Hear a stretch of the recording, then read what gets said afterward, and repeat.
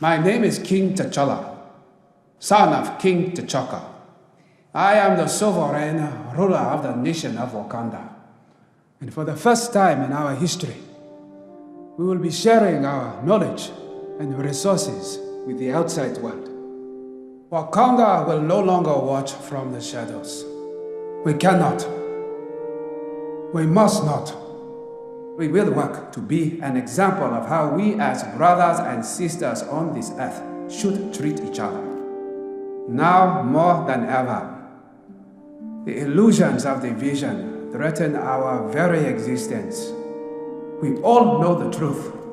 More connects us than separates us. But in times of crisis, the wise build bridges, while the foolish build barriers. We must find a way to look after one another as if we were one single tribe. This episode is respectfully dedicated to Jacob Blake, Anthony Huber, and Chadwick Boseman.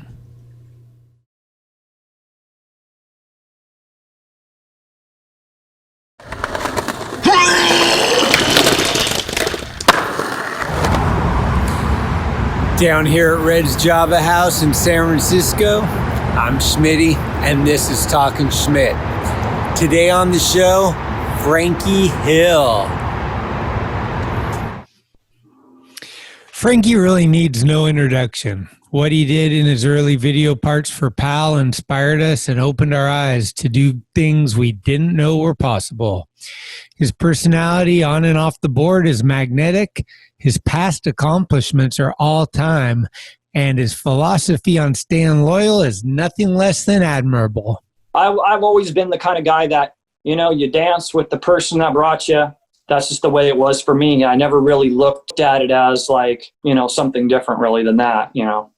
So I'm not going to lie, the last week of August is not that fun, being reminded that two of my best buddies, Phil Shao and P Stone, are gone. But what did I do? I dug down deep and landed one of the all-time greats for an interview. I'm really excited for y'all to hear this one. Frankie has such an important place in skateboarding, and I felt honored to get to run through his memory banks for over 2.5 hours. So without any more distractions, well, maybe just one. Bring it, Pales. Oh, fuck.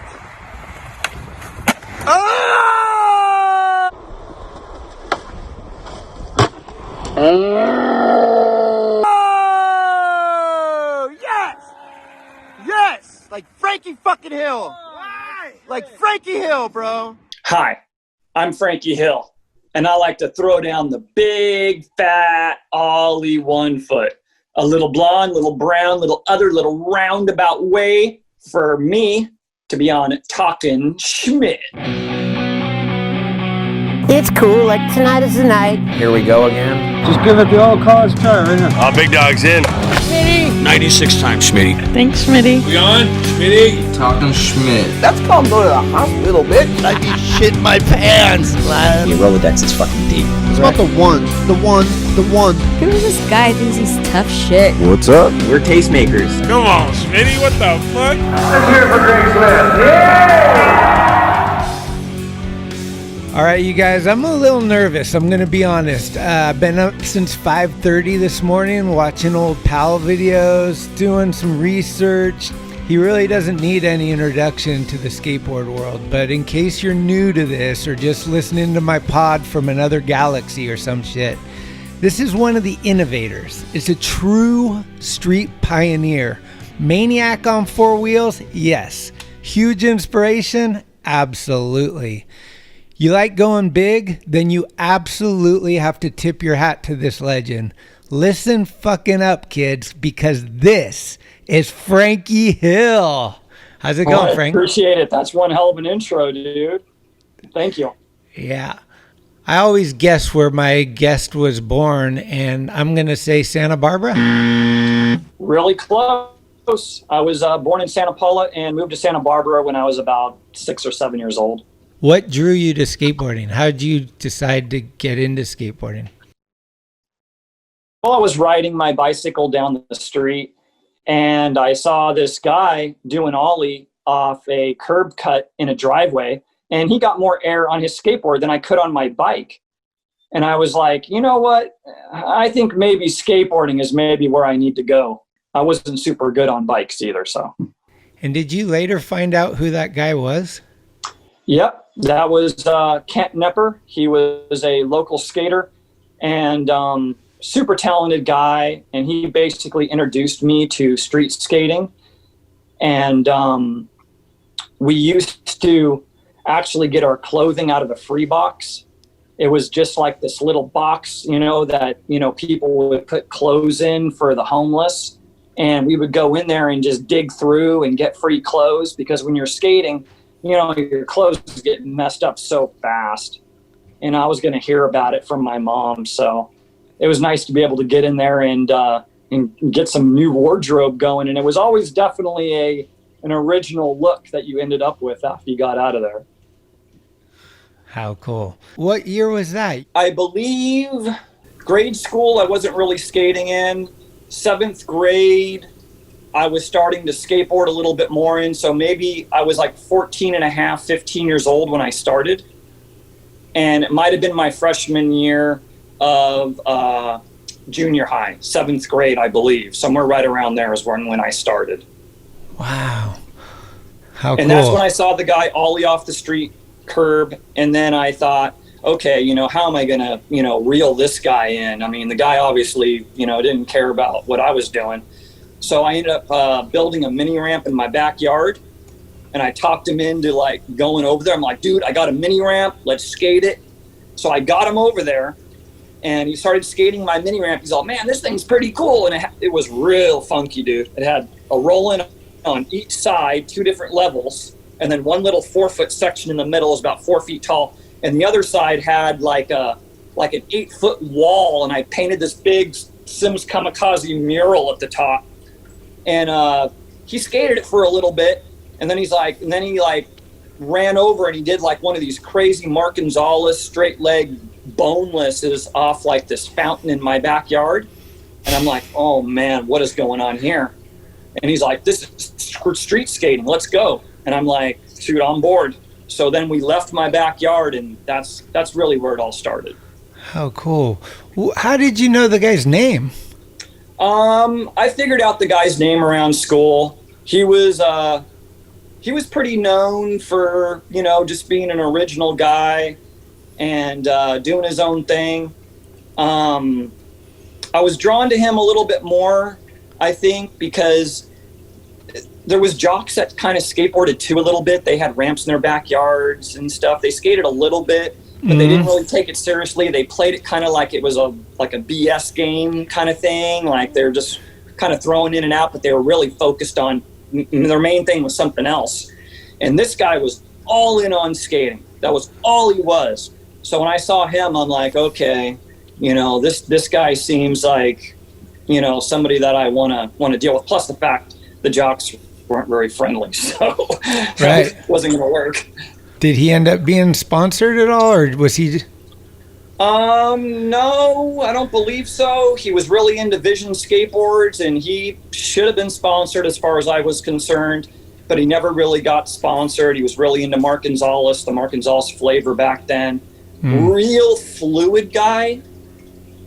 And I mean, skating he was just like flows like a river, like a little bit, like really pretty amazing. And of course, I was his little strange sidekick that was completely the opposite, just like a little hacker. You know what I mean? I would just like hack away on tricks, and I tried to be stylish as I could. I probably was a little more stylish back then than it kind of ended up being, because I kind of went into like just straight tricks, you know what I'm saying? Just getting tricks out. So, okay. So I was a little stylish back then, probably. Do you remember seeing like your first magazine, your first skateboard magazine or video or something that like drew you into like the industry and what the big guys were doing? Got it. Well, Kent Nepper showed me my first magazine. And he was totally into Mark Gonzalez, and he's all, this is the guy right here. and he showed me Mark Gonzalez, and he was already doing like, there's a sequence of him olling like a small gap from right to left, front side ollie. I think it was even black and white at that point in Thrasher. It's pretty famous. And I saw that, and, you know, of course he was doing his straight-legged bonelesses, and he had that beautiful graphic, you know, the strange-looking punk rocker head with the dots and all the fancy stuff on it. It was a little bit of the Vision Streetwear era, you know, which I was like, oh, that seems a little jockish. You know, even back then I was like, oh, that's a little scary. I'm not sure I'm all in on that trick. But, yeah, that's kind of where I got really reeled in at. Okay. And then who were like some of those guys that you would pull out of the mag, or just like, besides Mark, obviously, who were some of the other guys that like got you hyped when you were thumbing through a mag, or you wanted to see their video part more than once or something, you know, when you were younger? Well, it was a little bit interesting. Early on, you know, right after I got my first or second skateboard, I started entering some contests and looking around.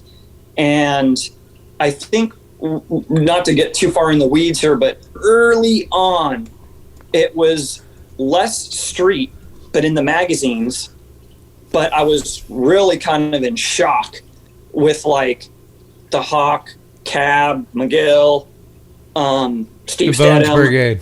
Yeah, dude. Hitting those crazy bowls. Yeah. And I was like, they were in those massive contests and the screaming crowds. And I mean, to me at that moment, I'm like, okay, I love skating, but that is probably not going to happen. You know what I mean? I just didn't see myself being able to, I mean, falling out of something like that, it just seems like, you know, it just isn't going to happen. Your body's just going to break into a million pieces. And so I was in shock with those guys, and they really kind of just made me say, wow, you know, skating is just absolutely amazing. You know what I mean? That was kind of what really kind of drew me in, you know. It was like the heroes. Okay. And a little bit of Tommy Guerrero. He was doing some street, you know. Tommy and Jim Thiebaud back then, you know, we refer to them as rock stars. They were. Yeah. I mean, it was, yeah, I got stories, but man, it was just being around those guys, standing next to them for a little bit. It was like, I felt like I was a better guy, you know what I mean? Just by being next to them, you know? Right.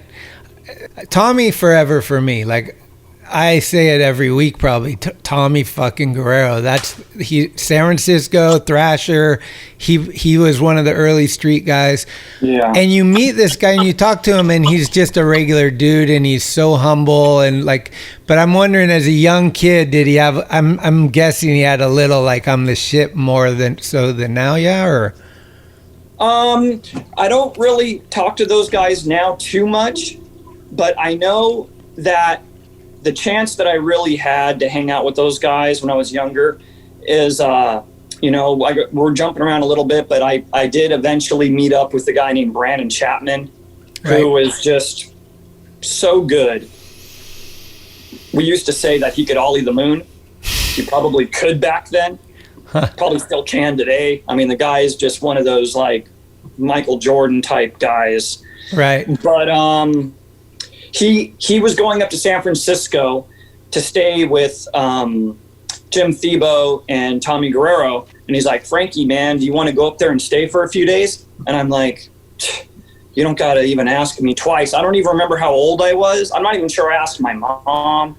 I was just like, I just vanished. So I went up there and I stayed with those guys for a few days, and they were both really humble and really nice.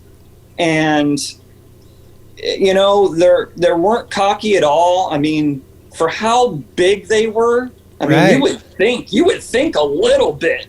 Yeah, I'm not trying to talk shit. I'm just thinking, no, I totally get it. Dude, these guys were kind of rock stars at that time. Massive rock stars. Yeah.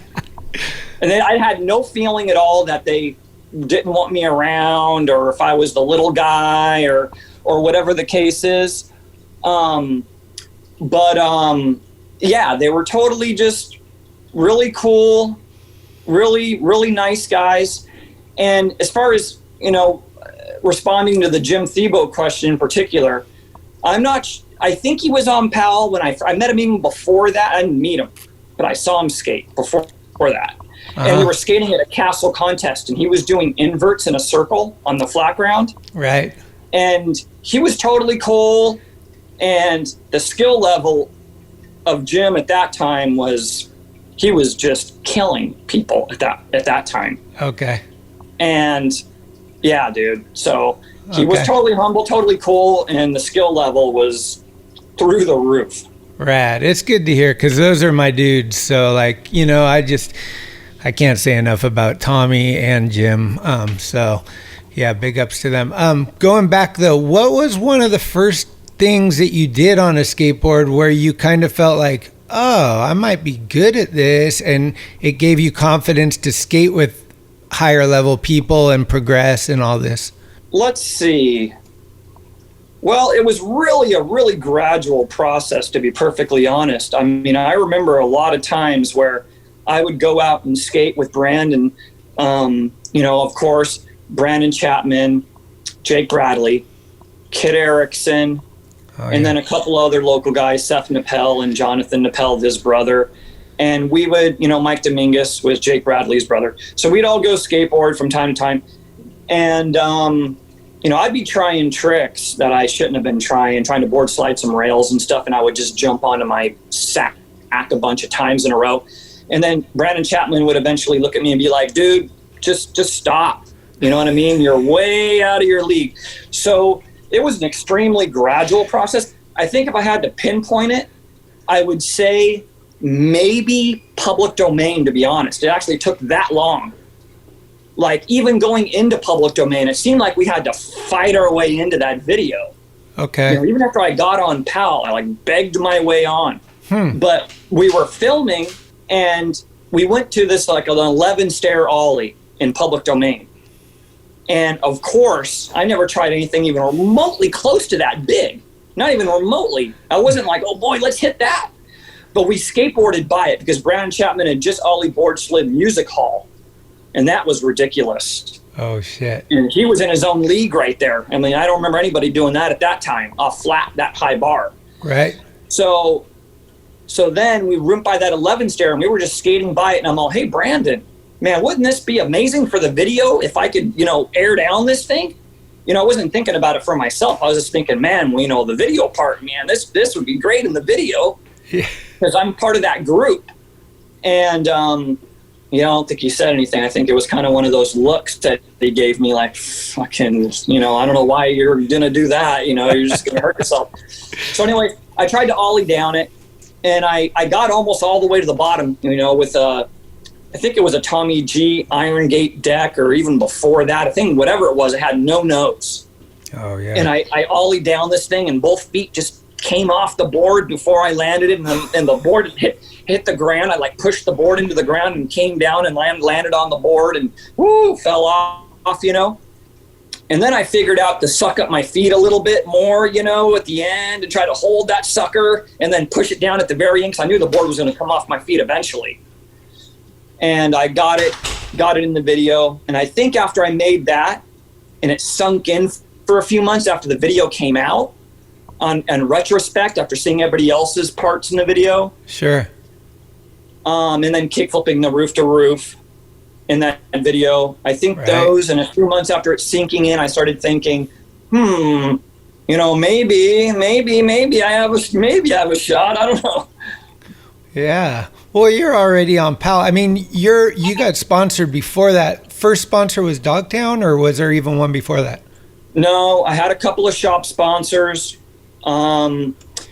Skating for Beach Shop in Isla Vista, and Wild Skateboard Shop in Goleta, and they would start to give me decks and product and stuff to keep me rolling. And then I entered a couple of castle contests, and Jesse Martinez was judging. Oh. And I got lucky and placed pretty good in that contest. And then after that, he basically got me on Dogtown. Oh, okay. So that was... What era was that? Like, who was Dresden and Murray and those guys on there at that time? Absolutely. Dressin, Murray, Scott Oster, Tim Jackson. So it was like the epic Dogtown era. Before, later. I believe Julian Stranger was on. I'm not sure. But I do remember those Dogtown guys. That was like the first real glimpse that I had, like in real life, of a team skating together. Absolutely amazing. They'd go off jump ramps and do methods and clink their trucks and stuff. I was like, dude, this is next level. This is something this is pretty gnarly. The Venice shit was insane. So gnarly. Yeah. So good. Were you kind of a hyper kid? Like, did you drink a lot of caffeine or sugar and stuff? Like, were you naturally fired up? Like, how do you have that go for it mentality? Like when you see the 11 and you're like, I got to try it, even though your skill set maybe is not ready for it, but your mental state is. Where do you think that came from? Well, interestingly enough, you ask. When I was really young, I'd go visit my dad back in Ventura. And he used to play many games with me. And one of them was we'd go out camping, he'd bring his buddy, and there was 2 bathrooms with some dirt in the middle. And he'd say, okay, here's the game. You could only be at one or the other, and there's 2 little stalls. And they'd all have these water balloons. And I could only be at one location or the other. So I'd run back and forth from these locations, and they'd try to throw water balloons at me. And then there was many of these little tricks, many games they played with me. And then there was another one where I would run back and forth in his backyard, and he'd throw pillows at my feet and try to knock me down. And the goal was just to get from point A to point B. It didn't matter if you get knocked down or not. Who cares? Just give it everything you got. And there was a lot of these little games. I remember once stopping and asking, like, Dad, I mean, this is pretty brutal. What am I doing here? I mean, I'm only going from here to here, and there's really nothing at the other side for me. And most of the time I'm falling along the way. And he's all, it doesn't matter how many times you fall.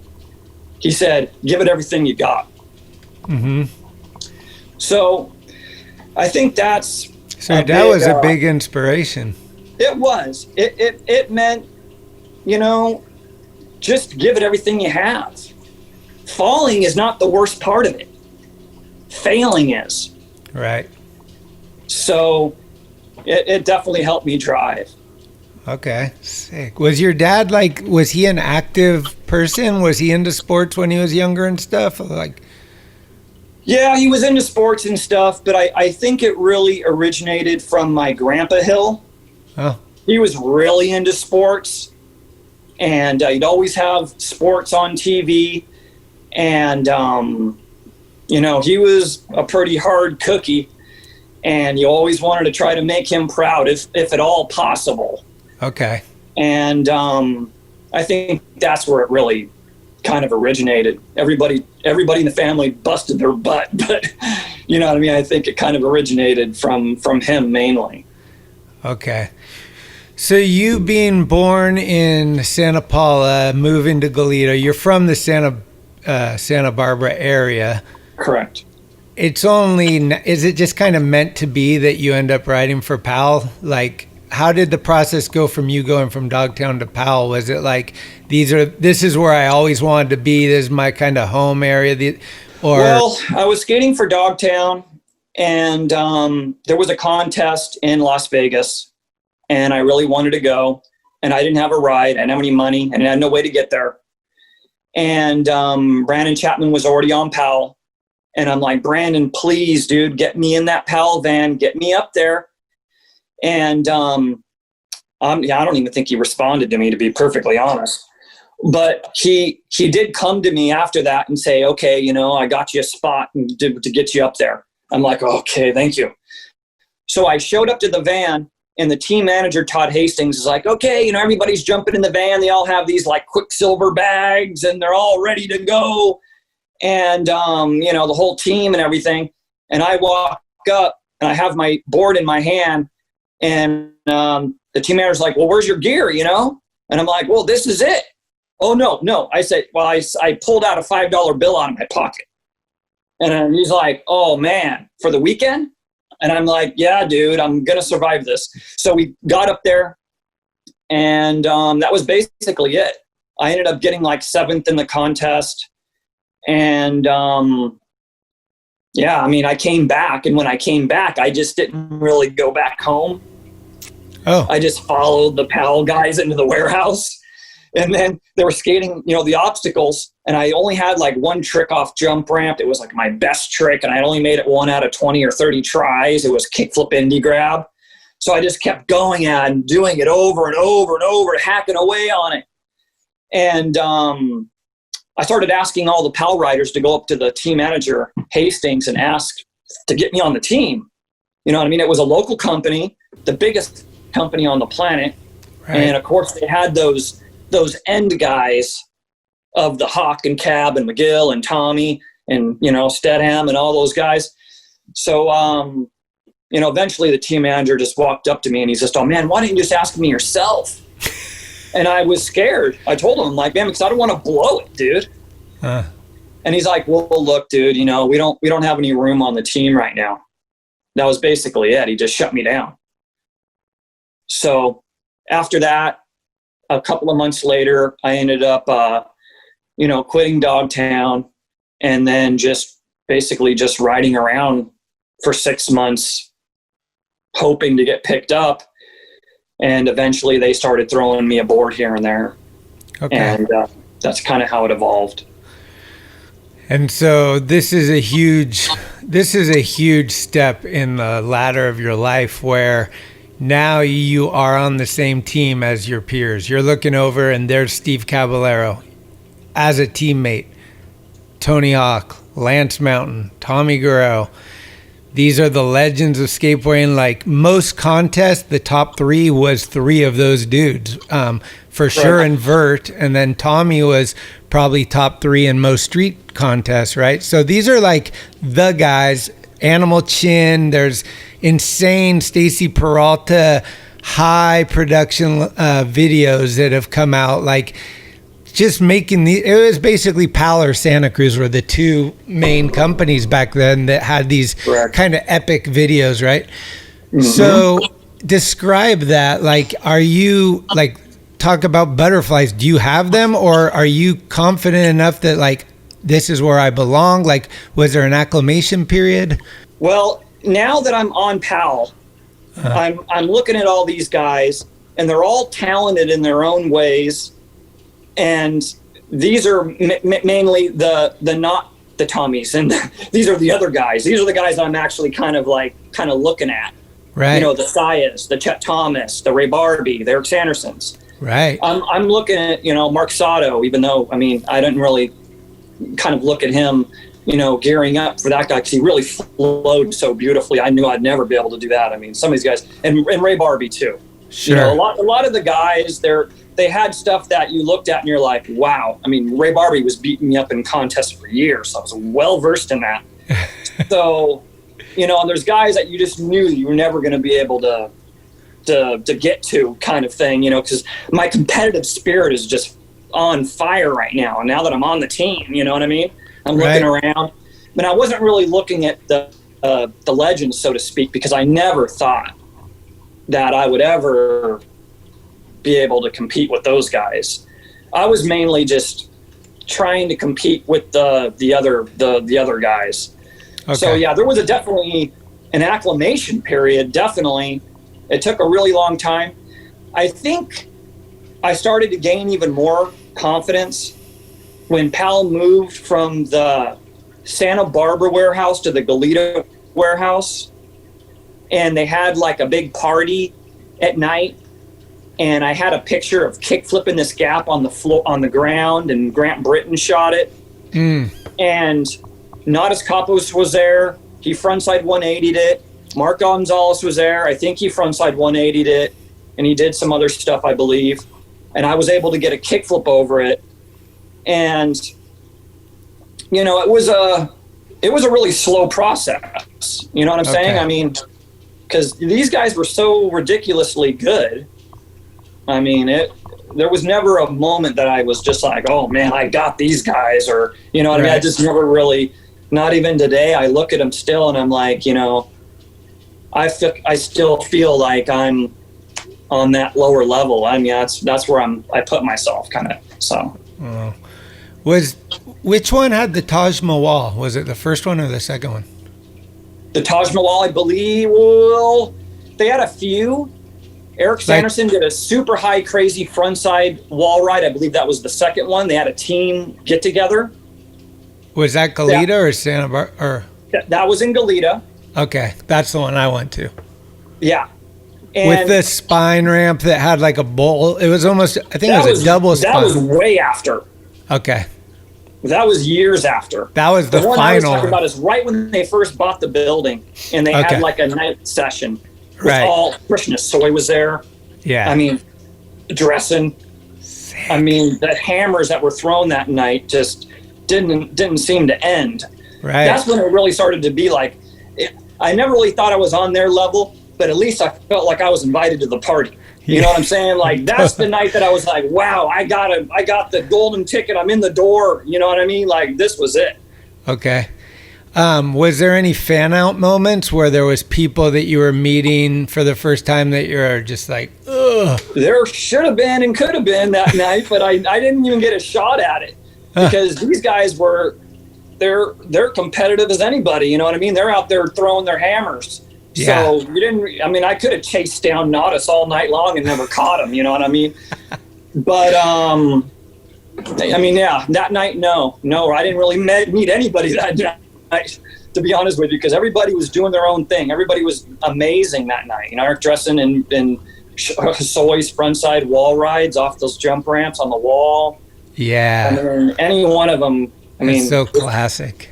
It's just too good. And then video cameras, did you have access to filming and stuff before you got sponsored, or was this new once you got on a team, like making videos and stuff? Like, had you made a sponsor me tape or any of that kind of thing? No, didn't get a sponsor me tape. Public domain days is when things started to roll a little bit. Mm-hmm. And that was Stacy Peralta literally shooting film. Right. It didn't even occur to me back then because I'm like, wow, okay, first Stacy Peralta and he's shooting film and we got, a day or two to shoot the entire, video part. So these were big hurdles for me. It didn't happen until I think Ban This Days or somewhere around that zone, like video 8, I think was after Ban This, I believe. But a lot of that was filmed by me and my friends. So it was around the Ban This and a little bit after is the time that the video cameras really started to pop up into people's hands. And, I would shoot I would try to keep the video rolling at all times. Right. Well, let's talk about public domain. That was pretty much your first video part. Yes, definitely my first video part. Okay. What were your thoughts early on? Like, was it stressful filming with Stacy with a film camera? Like, how many attempts did he give you? Like, how much pressure was going out, or was it more like a day in the life? Let's just go film you skating. How was the vibe? It was a little bit of a day in the life trick. That the pressure was kind of off because I was with Jake Bradley, who could ollie super high. I mean, the guy would ollie over stuff and you wouldn't even hear his tail hit the ground. I mean, it was that amazing. And then Brandon Chapman, of course, that's all you would hear. Right. You know what I mean? The guy was just an animal. But and you were in your comfort zone because these were your friends already. Absolutely. And I'm the little guy. So I was totally in the zone, my little comfort zone. I wasn't worrying about anything. I knew that if I sucked it up or whatever, that they would fill it in, so I was feeling real secure and really good at that time. Did you have a comprehension of what Powell Magic was? Not really. Like the editing process. You know what Powell Magic is, yeah or no? No, but I have a pretty good idea. Yeah, like the cuts in the middle of the trick, basically. Yeah. Absolutely. Which a lot of us thought were bails because it was like a different landing than the takeoff, but he made it look like, and So sometimes it was like, oh, Powell magic, on these cuts. Absolutely. There was some Powell magic in there. Uh-huh.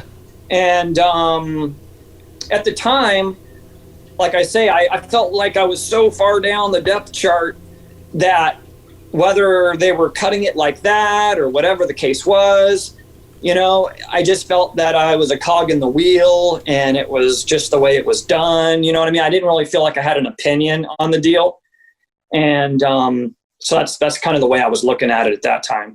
Okay. Is there a premiere or anything? Like, do you remember seeing the finished product for the first time? No, I don't believe I got a shot at that one. But I remember going to the Arlington Theater when they premiered it. There was a premiere, Arlington Theater. Yeah. Where's that, Santa Barbara? Yes. Okay. And I remember all the Powell guys showed up to Santa Barbara, and me, Jake, and Brandon went in there, and there was actually an ad with, everybody on the back cover of Trans World there, and I'm there with Brandon and Jake and everybody. And that's a little bit of the clue that I started to get like, ooh, I'm kind of in the mix. You know what I mean? I'm like, it was real gradual, but it started to roll a little bit. You know what I mean? When you continue to be in there. Yeah, I mean, that's, I think that was 1988, I'm pretty sure, like when that came out. After that is Ban This. Correct. And that's the one of them, or maybe all of them, I don't know. It seemed like they had you wearing the same outfit, so it looked like it was the same day, all the footage. Correct. Was that a theme through all of them, or was that just in one? I can't remember. Well, Public Domain, I think it was filmed in like one day. Oh, it was maybe a day and a half. Okay. Like sometimes I can't remember exactly, but I'm pretty sure it was filmed all in one afternoon. Right. Oh, okay. They'd only give you 5 shots at something. If you don't get it, too bad for you. You know what I mean? Fuck. The 11, I did it like 3 shots. You know what I mean? So you didn't get much. Ban This, I believe I did that in, I think, 2 days. And I wore the same stuff, I believe. It was 2 days. Mm-hmm. It could have been 2.5 days. Because it was, I believe, 2 days for the filming and then a half day to go down to the 35-stair rail and kill myself. So yeah, that's the one with the jump ramp at the end. Where's that Long Beach? That was a tricky situation, dude. Yeah, let's hear it. This is interesting. Okay. Because I had gone down to the trade show a few months earlier. And I was in the trade show and I said, man, I need a video camera. I'm going to go up to the 30. And they were like, oh, we're filming the trade show. We got this whole thing going. We don't have a camera for you. So Todd Hastings, the team manager, said, well, I'm just going to walk up there with him to make sure he doesn't kill himself. So as I'm walking up, I hear somebody in the background outside. I'm nowhere near the thing, by the way. I'm just walking out the door. Uh-huh. And I hear somebody saying, Mark already did it. Okay. And I looked over my shoulder and it was Nodis. Oh, shit. So I walked up there and I bonelessed this thing about 3 or 4 times, the 30. And for some reason, on one of the shots of this thing, I board slid perfectly down to the bottom. I wasn't sliding fast. I wasn't wobbly. Nothing. And I had it. And I don't remember if I glanced over at Hastings because he was standing on the stairs or if I just said it, but I do remember saying it to him, which he's going to confirm someday in some interview. Uh-huh. That I said, where's the video camera at now? And I slid right off the bottom, and I had a sprained ankle at the time. So I just jumped off the bottom and kind of walked out at the bottom. And I had it by a mile. And then we had to go back to get it on video. And when I went back, they had the 30 taped off. And they were like, some gardener was down there cutting grass or something. I don't know what was going on. He wasn't doing anything. There was nothing there. But he was forced to go over to the 35. And I thought people would say, oh, we boneless do it. Who cares? So that's why I brought the jump ramp. And I thought, okay, at least I'm olling to it. And I could also ollie to it and get on going really slow. because I didn't want to go fast. You know what I mean? Just in case I was going to speed up or whatever, I could get on going nice and slow, kind of like a boneless. Yeah. And unfortunately for me, the 35 was a little steeper. And I tried it about 20-something times, which I'm hoping Powell releases the footage someday. Wow. But I got pretty close to the bottom at least once or twice. But that was a hectic day, dude. At the end of that day, whatever I was wearing wasn't going to be filmed with again. The clothes were literally ripped off. Wow. I mean, it was intense, dude, on the way back. No one really talked very much on the way back. Was there brutal slams, or was it mostly just brutal run-outs? Slams. I was going about 35 or 40 miles an hour going down this thing. Jesus. And I was just packing into the stairs. I wasn't even hitting the flat ground, like really never, you know, and it was just, I was going so fast that I was just bailing off my board because I'm like, there's just no way I'm going to be able to get to the bottom going faster than I'm going now. So it would make me bail. Right. It was steeper. So you never even did the 30 with a video camera? Never got up there on the 30 with the video camera, dude. Interesting. And so that one shot, I think it stops halfway through, right? Yeah. And so they have all the foot. Yeah, that people would They be got all the footage, people want to see that. Let's go. Come on. People would like to see those fails, I'm sure. Let's insert it right here. And that was interesting too. That was the video part that you were pretty much dressed the same throughout. Because I remember, I think Stacy made that click of the board like kind of on beat, you know, like landing, click, tail, click. I think there was audio insert like to make it extra crispy, yeah?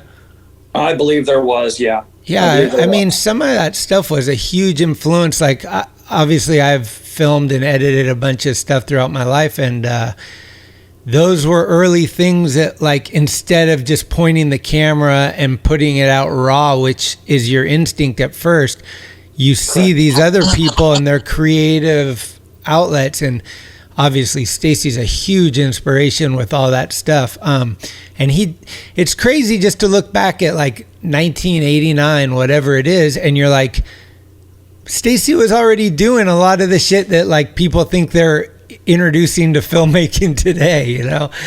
Yes, I totally agree, dude. I mean, yeah. I think from my point of view, he was able to develop skills in the video editing that made it amazing. And some people may say, oh, the magic and whatever, but I look at it as also an evolution of, in his own mind maybe, of creating something special. And that's how I saw it. And not only did he do that, he also was able to do the amazing flow and capture the Ray Barbie and the music and the way it was filmed, and me with the big jumps and the impact and the music and the editing. Yeah. I mean, he really was able to capture each person and put them in a certain, you know, he maximized their gifts. So I mean, I can't talk good enough stuff about Stacy.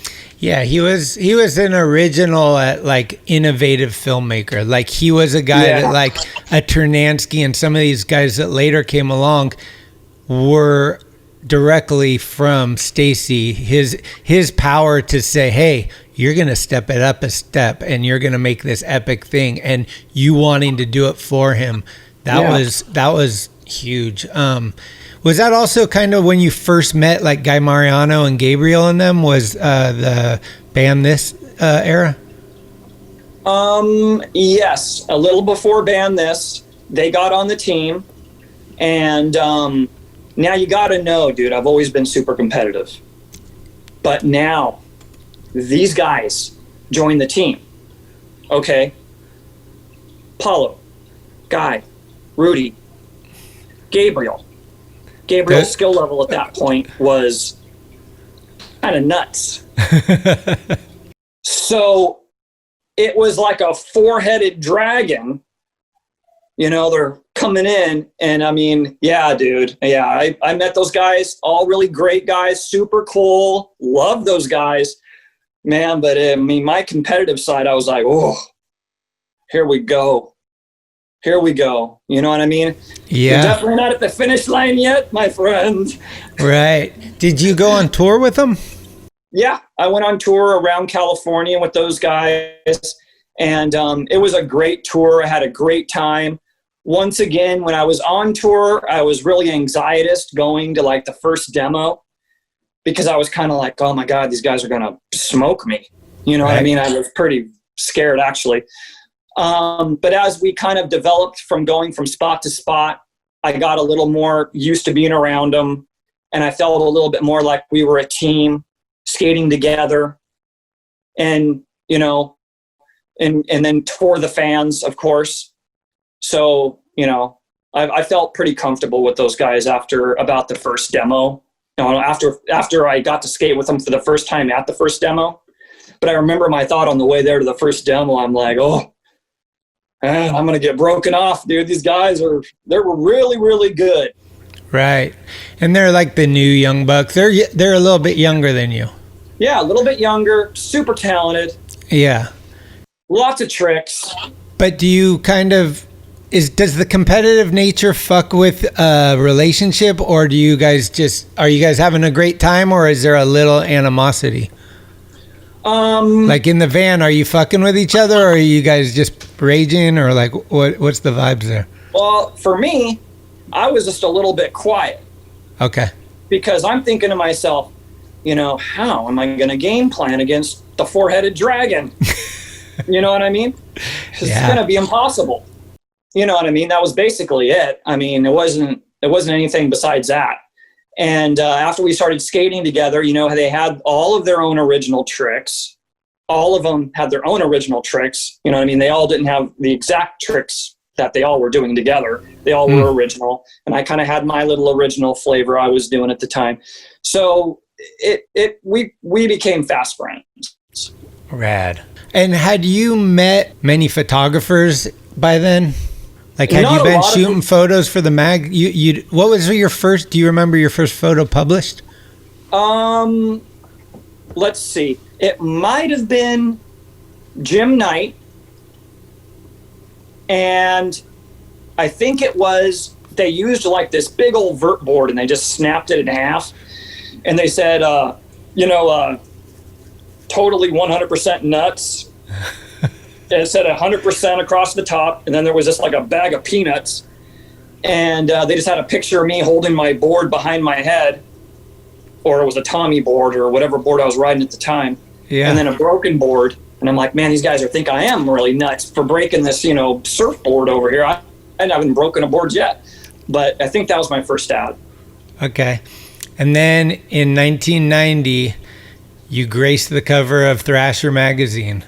Mofo shot the photo. Correct. For us, it's an iconic image where it's really zoomed in. It's not your traditional like overview shot. It's the intensity that you have on the board, much like a John Cardiel. Just eyes. It's in the eyes. You see that this is fucking gnarly and really cool photo. Could you talk about that day and what kind of dude Mofo was and the whole experience? Okay, so we showed up. I talked to Todd Hastings, team manager, and he said, oh, man, Mofo's coming to town. You're going to have a shot at Thrasher cover. And I was like, oh, mama. So and I had met Mofo before. I can't remember exactly where, but I met him a few times. Super cool guy. Super cool. Really just flowed really nicely with me and Hastings, and, you know, just really just seamless. And so I knew it was going to be a good shoot. And he showed up, and he took some pictures of me board sliding the rail. I initially tried to board slide it, and I was going to try to grab mute and kind of come off early, because I was like, okay, now, you know, committing to this board slide all the way to the bottom, I knew I wasn't going to, you know, it didn't matter if I was going to make it or not, right? Because it's just, I was going to get a board slide, they're going to get a picture of this thing. Yeah. I had made it already. It wasn't like it was just some, you know, I'm going to pose the thing. So I wasn't concerned about that. I already had it. He shot the photos. It was a really seamless shoot. Yeah, it was a great day. I mean, I couldn't have been more happy. And I remember, my first thought was, okay, now fully pose this thing. You know what I mean? Get on it, make it look like you're going to make it, and that's good. But very quickly, I figured it out like, I don't know, maybe you should try to maybe more like make the thing, because I was hurting myself more just trying to get on it rather than actually getting on it completely and just trying to slide it. So I think I maybe even made it that day, because as soon as I started board sliding and trying to grab mute, and I'm like, oh, that's not going to work either, and that's not going to go real well. So then I just tried to commit to the end. Right. And that's when the photo happened. Nice. Did you use rails on your board ever? Yeah, early on I rode a lot of rails, and did you do any handrails with them? Yeah, I used to love putting rails on my board and doing handrails, because in the back of Band This, they have me going off a jump ramp, which is a total piece of junk, and I was board sliding this flat lunch rail, really far, and grabbing my tail and just kind of cruising along and coming off. I mean, when you got rails on, you got a pretty consistent slide. Right. So, there is this stuff now, you're like, going to wax the bar and wax your board, and everything's got to be hunky-dory. You know what I mean? Like, back then, it was like you just lock on and just kind of you crouch down and, oh, man, I got to cruise. It was kind of easy. It was a lot easier, dude. Yeah. Once you stopped using rails, was there an acclimation period where you were like, fuck? Yeah. Oh, I was seriously not enjoying the fact that everybody stopped riding rails. Trust me, right at the beginning. And then what I would do, I try all kinds of weird stuff. I think it was in, I don't even know, it might have been hot batch or something like that, but I battled with that for a while. Okay. Because in hot batch, the only reason I'm bringing it up is because I actually burnt my board. I took a lighter to it. I mean, I was trying all kinds of strange stuff. I was like, man, something's got to, make this thing slide a little bit better. And then eventually they came out with the slick bottom, and I'm like, man, now they're onto it. And, so that's kind of, it was a battle, dude. Yeah, it was a battle. Looking back now, I really wish I would have thought it through a little bit more. I'm like, oh man, I don't want to wax my board. I don't want to wax the rail. That is really going to be slippery. And, thinking back now, I absolutely should have. There was a lot of times, Pal has a lot of footage. I think it was Band This, where in Montecito, there's a really long rail that goes out about 10 feet and then down and out and down. I had a gnarly double kink set up for Band This. And I slid out. I did it like 5 or 6 times, and then they shut me down and we left. But I slid it out, down, out, and the down part was only like this big. So I kept like my middle of my board would just teeter on that last little nothing. And it was like a 1 or 2 step at the end. And I just jumped off a few times and I just teeter on it. And I was, to this day, I'm like, oh man, I was so close to Band This having a pretty hefty double kink, dude. Shit. So just so I'm clear on this, do you think that that's because it's too expensive to waste too much film, or they just don't have the patience to sit there with you? Like, why is it the short, like, you're done, we're out? Or they have to film other people, there's too much to do? Like, what? No, it was all me. Oh. It was all me and Band This. I think it had to do with a few things. And the reason I tried to bring that up again to reflect back on that real quick, just to let you know, is because now that I'm thinking about it, a little bit of wax would have gone a long way on that last little piece. Right. But I think it had to do with a lot of things. They wanted to go from spot to spot. That was part of it. Part of it was like, hey, the kink that I'm talking about is still there. And it's on the main Dragon Cedo with all the stores. So it was not going to be long before the cops were there. Oh, okay. And then of course there's also the fact of like, hey, here's, Frankie, we don't want to put him in a cast, too quick, so let's get him out of here. He gets a few shots at this thing and we're getting him out of here. Okay. So there was also that kind of, yeah. And at the beginning of Band This, right at the beginning when the sound starts and I go off my ollie ramp and I'm board sliding that long rail and I'm going like this and then I'm going like this, I did that on purpose. That wasn't like some natural feel. I was like, man, this is going to be sick in the video. I'm going to go like this, like I'm losing my balance. I'm going to go like this, like I'm losing my balance. And I'm going to reach down and I'm going to grab mute and I'm going to come off of this rail. And I got real close to making it, but that was another one of those rails where it was was why I'm bringing it up. It was a little bit more of like, hey, man, we don't want to put Frankie in a cast. We just started filming. Yeah. No one was going to come that day. We were in the back of a school. We could have been there all day. Okay. But I probably would have hurt myself. Right. I, for some reason, couldn't lock it in right.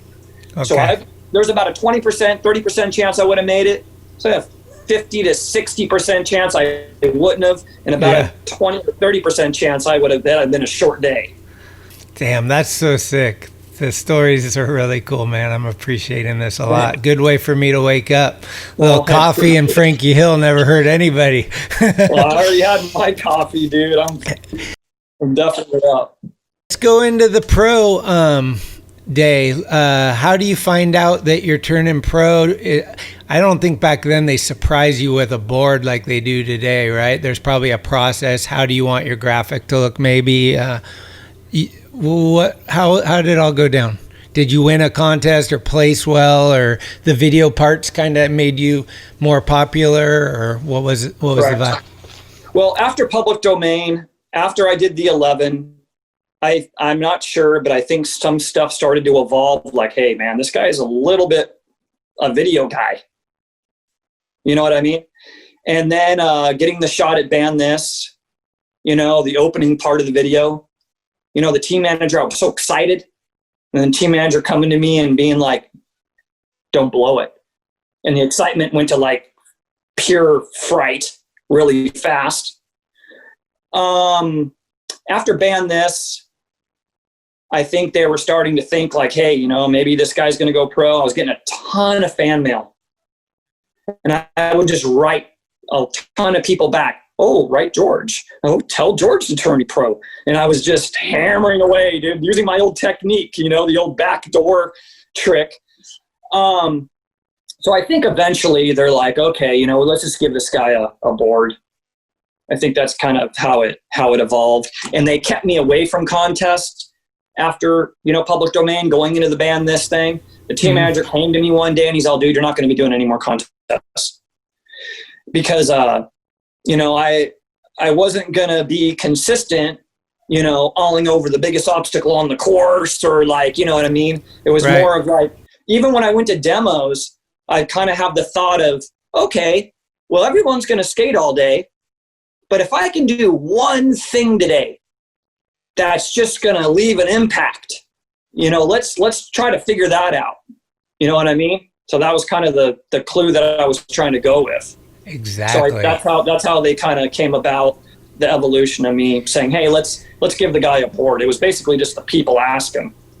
Yeah, that's the shit. Early on, I saw the difference between a contest skater and a guy like you're describing that didn't really care about the results but wanted to leave an impact. Like, oh, well, see that gnarly thing that no one's touching? I'm going to be the guy that's remembered as I did that. And I might fuck up in the contest, but I'm going to get the one stunt that people, we've always gravitated toward that. I think that's more or less how Buster Bale contests evolved for Thrasher, which was just like, we want to see the gnarliest shit. We don't care about you stayed on your board for 2 hours. We want to see one dynamic move. Got it. Yeah. And I mean, I don't know if I was right on that little leading edge or not, but I think so. I do remember the team manager coming to me and being like, look, dude, your video parts are what you're about. Uh-huh. And it was like, you're not doing any more contests. You're just going to sit next to me and watch. Right. So I was definitely somewhere around the beginning of that. Okay. So I think we skipped over it, but we need your reaction to both when the cover of Thrasher comes out, like when you see it for the first time. Do you see it like, does someone show it to you? Are you blown away like you see it in a market? How does that go down? And then what your reaction was to your first pro model as well. Got it. Okay. I think if I remember right, the team manager Hastings, he got that Thrasher early. He was like, oh, I'm getting mine early. And he brought me into his office and he showed me, and I was just totally in shock. You know, I don't know any other way to explain it. I mean, that's it your was first like cover, right? Yeah, first and only cover. Oh, you didn't get a cover of the other mags? No. Okay. Never did. That was it. Wow. And I remember looking at it and just being like, this is absolutely amazing. Pure shock, of course, and just so happy. And of course, the pro model, first seeing my pro model coming out, you know, I kind of stole the Mike Vallely shape. You know, I put a bigger nose on it. A lot of people did. Yeah, dude, I was riding that board at that time and I loved that shape. Yeah. And I'm like, put a little bit bigger nose on that thing. And oh, mommy. So I saw that board and I was just like with that Bulldog on it and everything. And I was like, yeah, this is perfect. This is absolutely my pro deck. I was just so happy. You could ollie off the nose. You could ollie off the tail. So yeah, I was absolutely blown away. I mean, the evolution of the whole thing, it just kept kind of growing and growing and growing, you know? That's the Bulldog Graphic is your first one? Yes. Mm-hmm. Rad. And that came from, what was that your ideology to like, let's put a Bulldog on there? Well, yeah, the thing was, you know, I had been on tour a lot, and me and Hastings decided to go to Amsterdam, not on tour. We decided to go there like just on vacation for a while. Red light. Yeah, dude, that's where we were at. So we would just hang out there, and he's all, we're going to go look at some art, and you might see a ramp. I'm like, all right. So we went there and hung out, and we were definitely, you know, waking up and going to the coffee shops first thing in the morning. And I remember going into the Bulldog coffee shop. And the Bulldog had the best coffee, or whatever you want to call it. Whatever they're serving. Yeah, whatever they're serving, it was by far the best. Okay. And so I'm like, Hastings, how about putting a Bulldog on my deck? And he's like, it sounds like a great idea. And I think that's all that we actually got accomplished on that trip was pretty much that conversation. Other than that, we're totally just on break. Okay. Is that stand out to you as one of your most special trips then because it inspired your first graphic? Is there some like, did you have a tour or a trip that was it just a little extra special that sticks out to you as an awesome memory, whether it be the best crew, your best skating, the best place to go to, or whatever? That's a real tough question, dude. Too many. Yeah, I have a few. But we'll go with just so many amazing moments. I went with Tony and Bucky to Australia, and it was overcast. We were skating a tennis court. We were all olling off a little ollie ramp over a big jump ramp standing up. And I looked over at Hastings and I'm like, dude, what if I kickflip grabbed over this thing? And he's like, oh, just go for it. I only tried it like once and I somehow kickflipped and got over it. And I'm like, oh, so I just reached down and grabbed my board and landed it. I think it was like first try. And totally was in shock that I got over this thing. There's actually video coverage of it out there. And another time going and skating Venezuela Caracas with Chris Sen. Oh. That tour was amazing. And the last demo, we were skating in a little ollie ramp over this huge box that was pretty much the size of a small refrigerator. And I was able to ollie mute over it. And Powell never put that footage in a video. They have it. But that was an amazing moment. I was standing up at the end with the guy that brought me over there. I think his name was like Oswaldo or something. And he's like, man, just tell all the fans, hasta la vista, baby. They'll go crazy. And I'm like, hasta la vista, baby. And they all started screaming. And there's like these two big security guard guys, and they each had me on one arm, and they just kind of bear hugged me and pulled me back out of the crowd. You know, there was another time where I was in, I think it was maybe France or Europe or something, with Tony and Bucky again. And we were in a shopping mall inside, and they were showing propaganda on this big screen TV, and all these kids were down below. And every time a video part came up, they were screaming bloody murder after it. And then after they saw my ollie off that hill, I mean, the screams were just so far beyond real. Wow. They never stopped, it seemed like. I put my hands, I was up above on the balcony with Tony and Bucky, and I put my hands out, and I literally could almost feel the air vibrating. It was just, because they were screaming at the video, right. And they kept going, and they eventually looked up at me and just kept screaming. Wow, what a feeling. And it was brutal. It was crazy, dude. Uh-huh. Wow, that's so sick, dude. Yeah, traveling with Tony must be just already a circus. Like, everybody's dying to see you guys right off the plane, almost Beatles or something, like, it's the Bones Brigade. Dude, it was a real eye-opener for a little dirty rat to be touring with those guys. Sure. I was in the back of the van. Girls were running down the street, chasing the van in the middle of the street. I mean, I never even had a girlfriend in high school. I mean, I didn't even, you know what I mean? I was like just like a total little scrubber, dirty skate rat guy. I mean, right. Seeing this was surreal, dude. Fuck.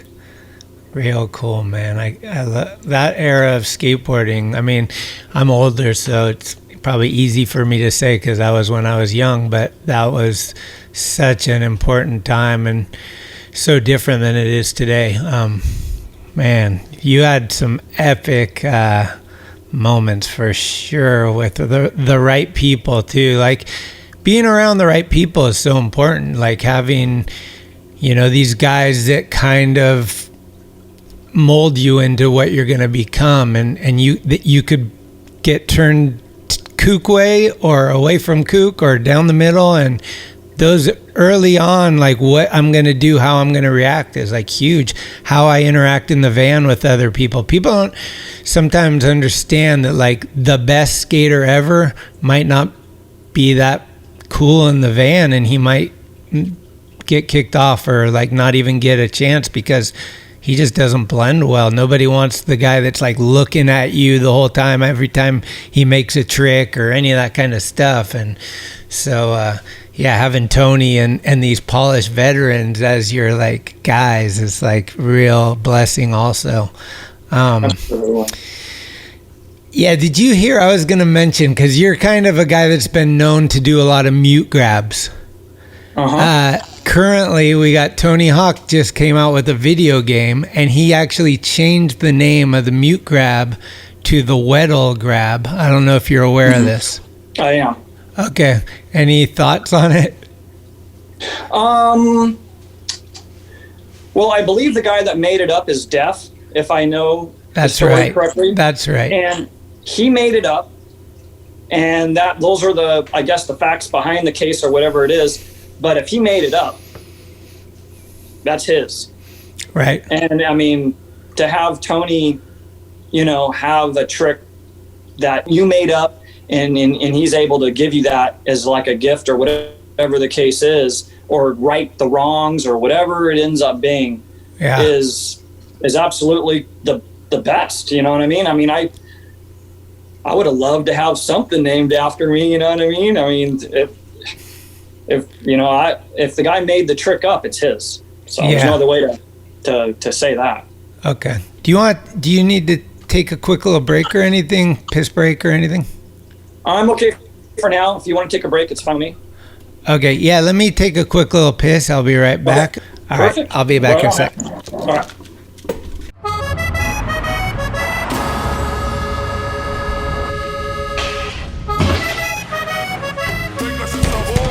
John Rambo! Where's my son? Where's my son? Where's Rambo?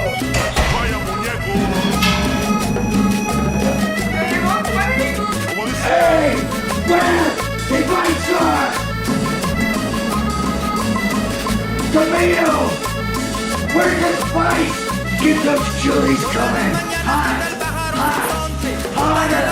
Don't be spilling it! Stuff like the gold! We got the new sauce! Punk rock! Yeah! New kick! New flavor! Mod sauce is here! Step up to the plate and lose.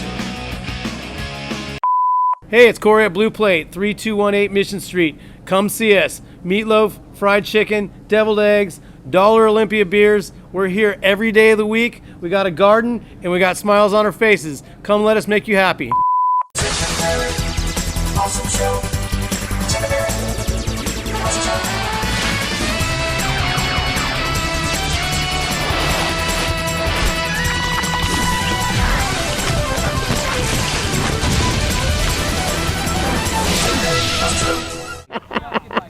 This one's called Who's Tim's Friend?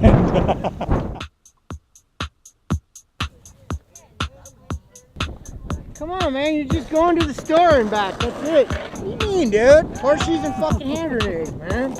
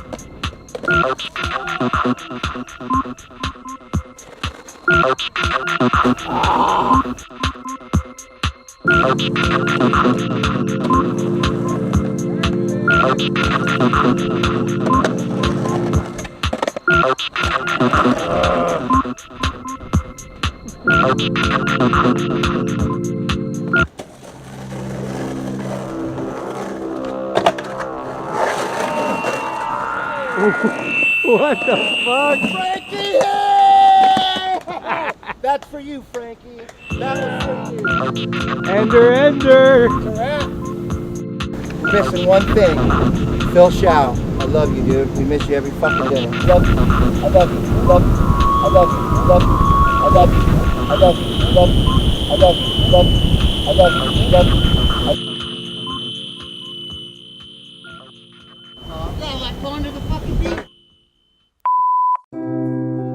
And now, another first impression with Todd Hastings. You know, Frank was probably, I don't know, 15, 16 back then. He was a little kid. He was real small. You know, he was like fucking, he just came out of the street skating session. He was always dirty. He would wear the same shirt for like days in a row. And he would turn it inside out. He's probably going to kill me for saying this, but he'd turn his shirt inside out and he'd blow his nose on his shirt. On the inside of his shirt and just keep skating. So he was always kind of, you know, dirty. And I love that about him. He was fucking real street. He was just a real fucking skateboarder. Didn't really have any filter. It was just him and the style he was. Always had, you know, his unique style of skating and the way he approached things. Just his view on the obstacles was a little different than most people, and that's kind of what you're looking for in an innovative skater, is somebody's just kind of seeing outside of the box. And Frankie always did that. He just always had a unique way of viewing things and a real unique style about him. when skateboarding companies started making clothes and putting everybody in their, fucking robot gear, out of anybody that I knew, Frankie was bad at us. Oh, fuck, don't put that kid in fucking corporate clothes. He's unique. You've got something different here. We should be listening to and not snuffing out and just doing, no, you got to be like this. And eventually that wound up happening, just like it does with all skaters and all fat. But Frankie, that's really unique when he started out. You can see that when you see early pictures of him. Frankie was a trendsetter. He really was. He did his own thing. Hi, this is Frankie Hill, and you're with Talkin Schmit, the dog. We coming into, I think we skipped over propaganda a little, which was pretty fucking important. That's the one with the big dirt gap. You've seen Pat Duffy talk about it, how he drove down there. He had to look at it and do it. That mute grab down that gap, it seemed like he was in the air for an eternity. And we were like, there's no way. Like, how was that possible? It was so huge. I actually cut school, made up a story for the weekend, told my mom that we were doing something for school, drove down to Santa Barbara just so that I could go, like the four of us, because I wanted to ollie that gap. I had to do it. Cut school on a Friday, went down Saturday, and I just remember looking at the thing like, this is huge, but I drove all the way down. I made up a lie. We made up this huge, extravagant excuse to get down there. So I had to try, and I went and I tried to do it, and I slammed so hard, unbelievably hard the first few times, and then I noticed that both of my trucks were broken. But it was crazy. I couldn't believe it. Like, how do you break both your trucks on one try? And I don't know what it was in my brain, but I gave it one more shot on two broken trucks, and ended up, I remember it was so hard to push because it was like, I don't know, my wheels were sticking, the bearings weren't moving very well, but I gave it one more try and actually rolled away. And I just want to thank Frankie Hill for showing me the way. Like, that was that was ridiculous. It was just like showing us that you could actually go that fucking huge on a skateboard. Earlier videos probably as well, but this clearly was like a huge inspiration for a lot of the guys that are doing it today and that have come along since. What was that like? I remember you starting the video part out. I always was interested in that, with a little kind of quirky, hey, this is Frankie Hill. I do big 1-foots or something. I forget what you said. Hi, my name's Frankie Hill, and I like to throw down the big, fat, ollie 1-foot. Was that kind of like part of Stacy's vibe? Like, hey, started out like this, or say something? Or was that just you and who you were? Well, I really had a lot of little original things I used to say, and me and my friends, we kind of almost had our own little language going. Okay. And I think they really wanted to capture that particular day. I wasn't really with my friends in my little zone where things are just kind of happening naturally and you're just kind of throwing stuff around. They kind of came to me and they put the camera up and they're like, okay, Frankie, now say something original. Okay. And I'm like, hi, I'm Frankie Hill and I like to throw down the big fat ollie 1-foot, like something that I would never say. Yeah, that's what. You know what I mean? And they're like, oh, that's perfect. And I'm like, that's not perfect. But so that's kind of, the old deal that I never was able to kind of separate myself from. But in any case, in retrospect, I should have said something else. But well, I know you've probably talked about it a bunch, but I gotta hear about that dirt gap and how long you had looked at it. Was it something you had known about for a while, or was it? And then how did you end up deciding we're gonna go get this? Okay. Well, this gap was at my high school. Oh. And I spent a lot of time staring at this thing. And we would skate at the lunchtime. We'd ollie off you know, little bumps over garbage cans in the back. And, you know, and I was always talking to my friends about it. You know, I'm going to do this before I graduate, you know, and it just didn't happen. I mean, this thing was a monster, and it was scary because for a little short guy, you stand at the top of it, right on the edge of the concrete, and you couldn't see the end because it bubbled out. So you didn't even know where it ended. And so I spent my entire high school looking at it, never did it. And then it was a few months after I graduated, and we were filming for the video. And that particular morning, I had woken up late because I don't know what I was thinking, but I had drinking some tequila the night before. Okay. And they were like banging on my window, waking me up. And I was skating with Frank Peralta that day. And Frank was skating really well. And at the end of the day, you know, the day is starting to wind down. And they're like, my team manager looked at me, he's like, man, Frankie, he's like, you don't want to do anything today? The day was starting to wind down. And the team manager looks at me, he's all, do you want to do anything today? And I said, okay, well, I will go show you this gap that I wanted to do. But I'm not going to do it. I'm just going to show you it. And they were like, okay, let's go. We're already almost halfway there. Might as well go. So we went over there. I went up there with the team manager, and we looked at it. And I'm like, I'm not going to do this. Let's get out of here. So we started walking away, and we got halfway down the hall. And he's like, hang on a second here. Just sit down for a minute. So I sat down next to him, and we took a little break. And then he kind of looked at me, and he's like, if you do this, your life will never be the same.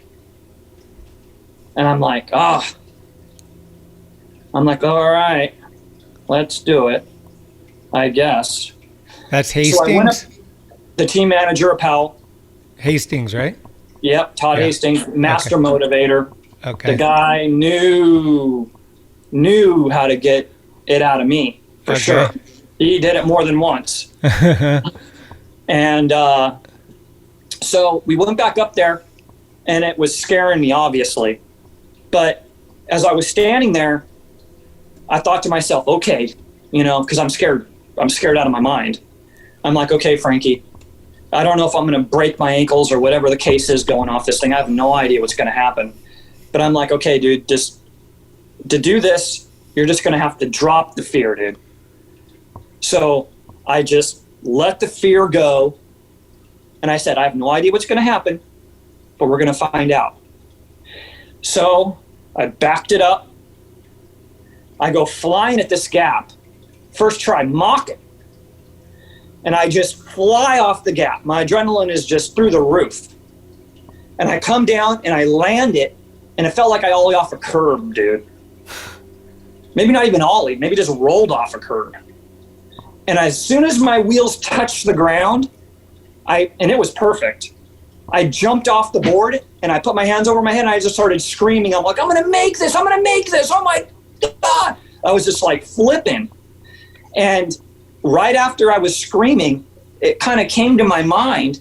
I'm like, you got to go back up there and do this again, Frank. And then I got a little quieter. It's like, oh, no. So I went up, and I took a little bit of speed off it, and I changed the approach just slightly. I said, okay, now this one's going to be nuts. I'm going to ollie out, grab the mute. I'm going to try to grab it a little late, like pop it out, grab it a little late, suck it up a little bit, and I'm going to let it go a little early. So that way when I let it go, I'll be like at least head high or even higher, and I'll just float down and it'll look nuts. And that's the one they used. And if you slow-mo it, you can see both of my feet are off the board and the board's already rolling on the ground. Oh. And I'm totally like extended, just standing up in the air, and my shorts are all up. And I'm like, oh. And that's why I came down and I kind of put my hand on the ground because I wasn't on my board. And then they said, okay, we got it, man. That's it. Let's go. And that's when I'm like, okay, you guys can go. I got to do this again. This one's going to be for me because I'm not coming back. And they kind of looked at me like, you don't have to do this. And so I went back up there, took a little more speed off it, and they filmed it from a little bit of a different angle, so it didn't quite look as big. That's why they didn't use it. But I took a little more speed off, popped it out, landed it, and I landed squatting down, so that way I wouldn't weeble wobble off when I was rolling away. And I was just squatted down with my hands above my head, like victory. And I just rolled away into the sunset like that. I couldn't stand up because the knees were just locked out. And that's how that ended. So sick. Yeah, you're in the air for a while. Yeah, dude, that was a monstrosity, dude. Is that, looking back, like, at everything you've done, maybe one of the biggest things that you remember? Like, was that one of your hardest accomplishments? Yeah, it really was. Mentally, by far, it was. Because you looked at it at school all the time, and you were well aware of it. I'm well aware, dude. And I, like I said before, I didn't know if I would ever do it, And, there was a lot of times I tried tricks for literally almost seemed like months on end. I'd burn out filmers. I'd burn the battery out of my camera. I'd ended up on a chair or whatever at the Powell facility and just hacking away for months on end. So there's that challenge. But as far as like, you're not going to get many more shots. You'll maybe get 3 shots before your leg snaps. You better make it. That kind of a situation. Yeah, that gap for sure was up there. Okay. This part is really funny to me because I didn't know about it till maybe yesterday. I was doing a little research. I watched all your video parts just to refresh in my memory, and I'm watching Celebrity Tropical Fish. Yes. And all of a sudden I hear it. Ask me off 2 egg rolls, some cheese, some Some Schmitty. Yeah. And I just crack up. I'm like, are you kidding me? What's the story behind that? You were talking Schmit back in 91. Yeah, I was talking Schmit, dude. I was talking Schmit back in 91, dude. Making my way around for a little bit of schnitty, a little blonde, little brown, little roundabout way for my schnitty. What it was is I was in France.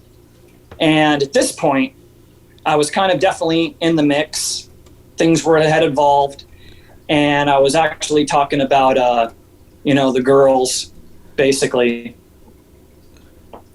And it was just a little code name that I was using for girls basically at the time. And in Europe, it was I had an amazing time. And the people there, they totally put you at ease. Everything is just so mellow and don't worry about it. And everything's just cruising. It's made seems a little less stressful than here in the States for me. For sure. So for being able to flow something out, they caught me at the right moment on that one for sure, that I was able just to throw some, you got a good glimpse at the way that I talked. Sick. Yeah. And then who owned the farm? There was like that end part where you're like, oh. They owned a farm, 3 pigs, 2 cows, a couple chickens with French egg rolls with cheese and rice and lettuce and tomato and onion and Ray Simmonds. Oh, now this is interesting. I had skated with Ray Simmonds a lot, and I really wanted to throw something in there for Ray, to put a little shine on Ray for his Ray Simmonds, for all of his contributions that he made. I really looked up to him as a total hammer thrower, and I'm like, okay, now you're going to have to throw something together good for this to stick in the video. And that was one of the times where I was able to actually flow something out on demand, which really wasn't my MO. They owned a farm. They had chickens and French egg rolls and chicken and rice and Ray Simmonds. And so I really threw it together, and I'm happy that they put it in the video. That's awesome. Anything I can, give the guys that I really respect, I'm happy to do. You know what I mean? Well, that's interesting that you bring up Ray, because I think he's on the phone right now. We just got a phone call from him. He's got a question for you. Hey, Frankie, it's Ray Simmonds. Ray, Talkin Schmit. Yeah, we're talking Schmit. I got 2 requests. Can you tell a story about Joel Rona, you guys skating in Santa Barbara? And can you tell everyone about one of your most memorable skate sessions, whether you were by yourself or you were with other people? That would be awesome. Thanks, dude. All right. Yeah, thanks for calling, Ray. Okay, Joel Rhoda, I believe he had some shots in the 8th Street video, if I remember right. Yep. And I believe I remember us skating around UCSB, and the guy was really talented, great skater, and really a great guy too. Mm-hmm. Really a nice guy. And my most memorable skate session, wow, I've got a lot of them, but I believe, if I'm thinking correctly, let's just go with this one. It was in video 8, and me and Kid Erickson were doing ollie board slides down the 14 stair kink at the event center, and he had already ollie board slid to fakie down that 14 that day, and he had bailed his board at the bottom on one of his shots. And in the video, I ollied a board slide down the rail, and his board's at the bottom of the rail on the right hand side, and he kind of has his eyes on me. He's not looking at his board, but he's trying to lean forward and grab his board. And as he does, I'm about halfway down, and I kind of go like this a little bit on the rail. Yes. And he he misses his board, and he's looking at me, and he's like, oh, and he goes for it again. And he kind of reaches down, looking at me, and tries to grab his board, and I go like that again. And he's all, oh.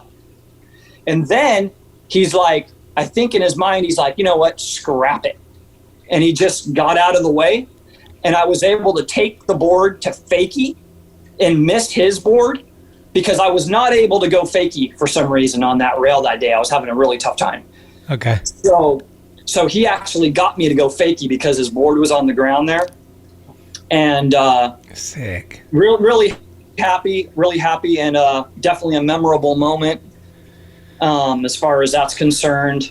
And I don't know, one more memorable moment that's a little bit of a different one was I remember my friend Greg Halleck, Isla Vista. He's from San Jose, and he knows the San Diego guys real well and everything.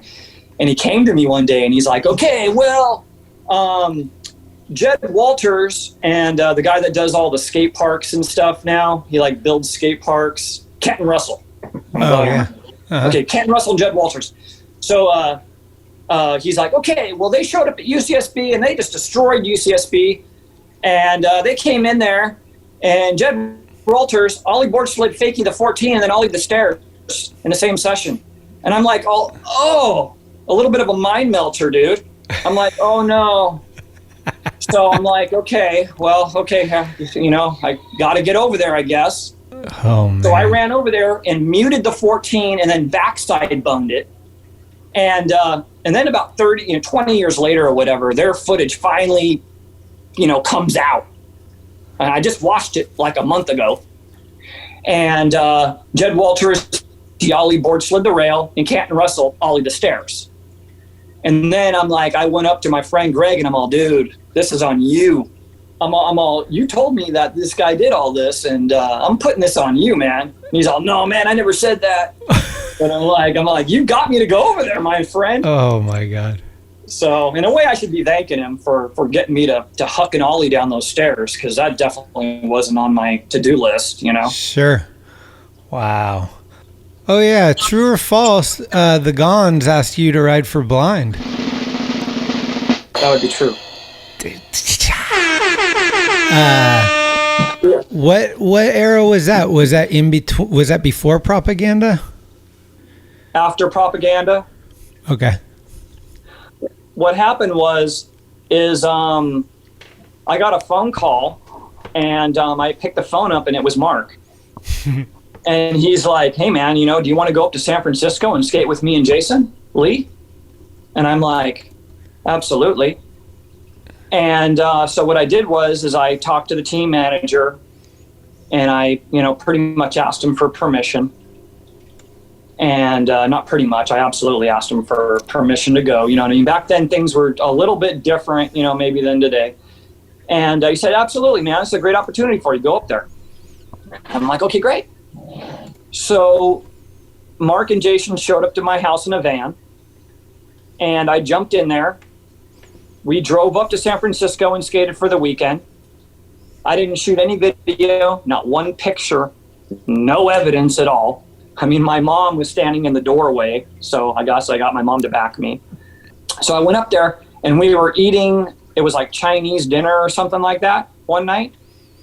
And Mark's all, well, yeah, do you want to skate for blind? And I was just like, no. Now, immediately. Yeah, straight away. And, you know, and that was it.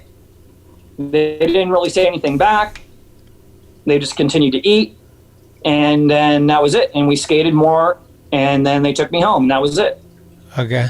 And I had no intention of riding for blind. I mean, for me, you know, the opportunity was too big to pass up. I would never pass that up, ever, obviously. So that's that. And I wanted to ride for Powell forever. You know what I mean? That was my intention. You know, I get it. I see how skateboarding evolved. You know, I saw what happened over time, but you know, I literally had to go kicking and screaming. You know what I'm saying? Right. So was that before the blind video or after the blind video? That was before. That was before Rudy and Guy and you know, all those guys. That was before them all. That was just Jason Lee and Mark in a van. And when the video came out, did you think like anything like, ooh, I could have been in that, or? I don't know. I didn't know if I really thought that way or not. You know I knew that I thought, wow, this video was amazing. I knew I thought that. Yeah, I mean, I definitely thought that. And the way that it was portrayed and the way that it was filmed and the vibe and everything, I'm like, oh, this is gonna be a hit. You know, the way that I all kind of was flowed together like that. You know, yeah, you know, but I've always been the kind of guy that, you know, you dance with the person that brought you. That's just the way it was for me. I never really looked at it as like, you know, something different really than that, you know. I never heard it put that way. I like that. Danced with the person that brought you. Yeah, stay true to the ones that, you know, were there from the beginning. Yeah. Yeah, and that's the way it goes. Yeah. I mean, yeah, that video is arguably the greatest video ever made in skateboarding. I mean, it's huge influence, but yes. Yeah. Wow. Do you have some special SF memories? Like you skated the Gonz and Embarcadero, right? Absolutely. So I went up there with Rudy and Guy. We were on the way up there, and it was basically like, okay, man, okay, we're gonna go to Embarcadero. You know what's going on? And I was giving him the breakdown because I'd already been there. And I'm like, okay, the Mark Gonzalez ollie is high, it's skinny, it's kind of long. I mean, it's a lot of things. Yeah. And, you know, I was giving him the breakdown. So we showed up, and Rudy ollied the Gonz ollie, you know, and then I did the Gonz ollie again after that. And Guy was a little bit smaller back then, but he was, you know, killing it. I think he like 1-footed the double set or something, you know, something amazing. And I kickflip muted, I think, the double set. Yeah, skating with those guys up in SF was was amazing. I mean, you're just in your element when you're with those guys. If you're skating a good skate spot, you're having a good time. There's no doubt about it. And when you were that age driving, I mean, you drove up, you didn't fly, right? You drove We up? drove. So you're on like let's say 5.5, 6 hours, whatever the trip is to get up here. In your head, you know what Embarcadero is. These are almost like driving to skate parks, but it's just like a natural terrain that is iconic already at that time. Mm-hmm. So the hype is, you're coming out of the door just like excited to be there, right? Yeah, exactly. The real deal is like when I got there, I went straight to the Gonz, snapped it, went straight to the double, kickflip muted it. I was hammering away on this spot. It wasn't like I was, kind of dancing around. I knew exactly what I was in for. My session ended in about an hour or less. I'm like, boom, boom, boom. I'm, done. Yeah. Rad. Did you see anyone there? Was there anybody like locals or other pros or anything that, whoa, Javante's here or whatever? Well, the mayor was there. Oh. And he was chilling, and I actually have a shot. I believe, I think it might have been Grant Britton, possibly. I believe either Grant or Mofo was there, and they got a picture of me ollie in the Gonz, and the mayor's chilling right there. He's just chilling, kicking back. Yeah, he's kicking back. Yeah, how rad, dude. Yeah, I'm meeting up with him soon, actually. I just talked to him, and we're going to do one of these, like, next week, maybe, hopefully. Oh, that's cool, dude. Yeah, so. Yeah, he's super cool. Okay, this part is probably a little more tender, heartfelt stuff, but today marks the anniversary of Phil Shaw died on this day in 1998, and he was he was everything. The reason why I'm doing what I'm doing today was because of Phil.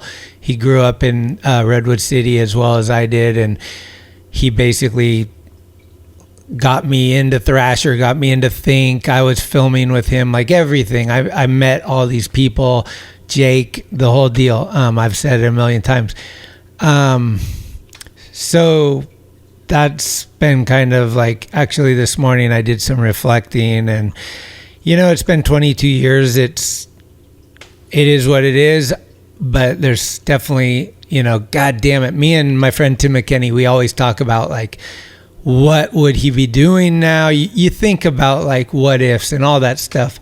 I know Kid Erickson was close to you, and we lost him way too early as well. I was just wondering if you could maybe touch a little bit. You don't have to if it's too emotional or whatever, but maybe say a little something about Kit and what it meant to you, and then what it did to you kind of post his death, as far as like, like having, for me, Phil actually motivated me through my whole life, including when he was gone, because there's been times where I was like, I have to do this for Phil. When I didn't feel like I could do it, I'd be like, and Jake was a huge fan of Phil, and I worked side by side with Jake. So we had that camaraderie, like, we're at this new park. What would Phil do here, fucker? Get some!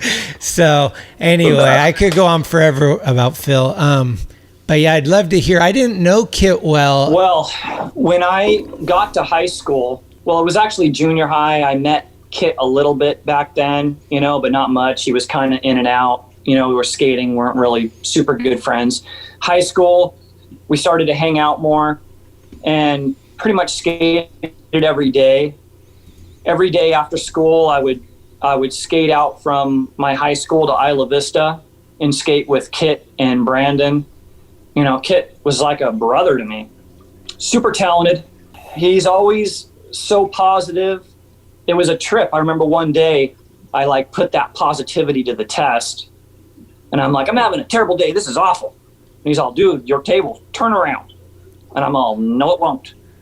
And I kept trying to hit him and bring him down, and I'm like, I'm physically trying to bring the guy down because he's so positive. And he never broke his stride on that, you know, and eventually I kind of gave up a little, and I'm like, yeah, man, this guy, he is positive, you know, because sometimes I'll be like, yeah, dude, this has gone south, you know, at least I'll, you know, hit it. But he, you know, to lose him was really, really tough. And to kind of know that, you know, he did a rail and to hit his head on a car bumper as he tried to run out of it, got the concussion, and then was walking down some stairs and lost consciousness. And then things went south from there. I had gone back to school at that time, and I was getting out in just a few months. Oh. And I was planning on getting a job and trying to get a place to live, and I was going to bring them in, or, you know what I mean, try to reconnect. I mean, something, anything. Right. And to lose them at that time was just absolutely brutal. And his dad gave me his board, his setup that he rode right before he passed away. And my knee was obviously still shot. You know, I eventually ended up riding his setup. And by the grace of the God, you know, my knee didn't really hurt when I rode it around. And it kind of helped me, you know, get going. After the board was shot, I put his trucks on my next setup until the trucks were, you know, pretty beat up. And now I just held on to those and held on to that board too, you know, just for me. Yeah. I mean, it's just one of those things. And you're right. Like, you know, even just lately, you know, like I'll go skate and I'll be like, you know, I easily could just walk away from this. You know what I mean? But I'm like, no. You know, I mean, it's like a little bit of a driving force. And, yeah, I mean, there's definitely part of me that keeps fighting. Yeah. No, the same way. I mean,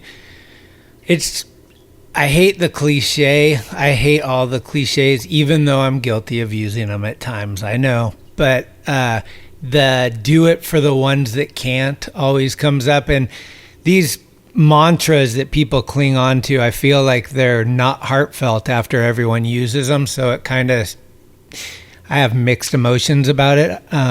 But what I would say is, I mean, that's so true. We have to do it for the ones that can't, because they're looking down at you going, you better do it, fucker, because I can't.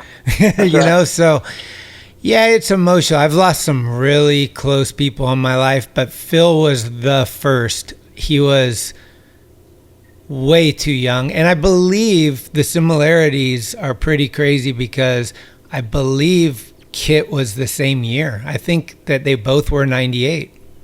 That's absolutely brutal, dude. Yeah. So I appreciate you sharing that. You know, I know it's hard to dive into the emotions of all this stuff. Absolutely, dude. You just keep firing. And when you can, you bring it up. When you can, you give them some shine. Yeah. And that's part of the keeping the fire burning. And at the end of the day, you know, I'm gonna keep giving them some shine till, you know, as long as I can. Yeah, you know, it's touching on a little more positive vibe. 3 dudes I was hoping you could say a little something about. Tommy Guerrero, Nadas Capas, Mark Gonzalez.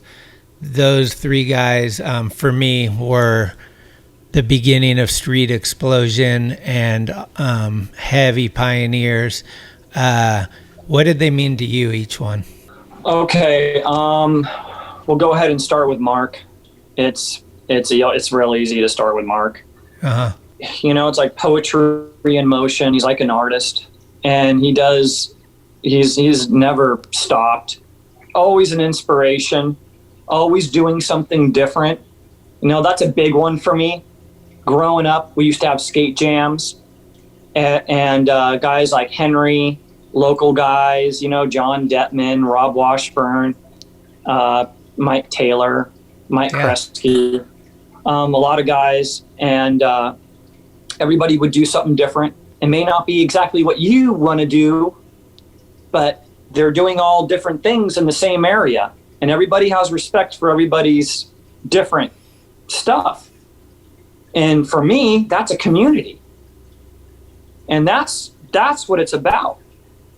It's not like I'm going to do this one little technical trick and then I'm going to spend the next 45 minutes, talking crap to you because you can't do it. So, the individuality is a big one for me that Mark brought to the table. Nodis, the guy brought pure hammers. He was super technical too. Let's not forget that. But for me, I remember seeing him at my first contest that I ever entered, and he comes flying across the parking lot and tries to ollie off a jump ramp over a car, and his wheel goes right through the bottom of the jump ramp. He does a flip over the back of the car without even touching it, except for his ankle that blasts open and blood spilling out. He runs around the side of the car, and he's saying, I made it. And he's bleeding out on my board before my run. And I'm just this little grommet looking up at him, and I'm just thinking, dude, if this is what I'm up against, I better bring it. You know what I mean? This is hectic.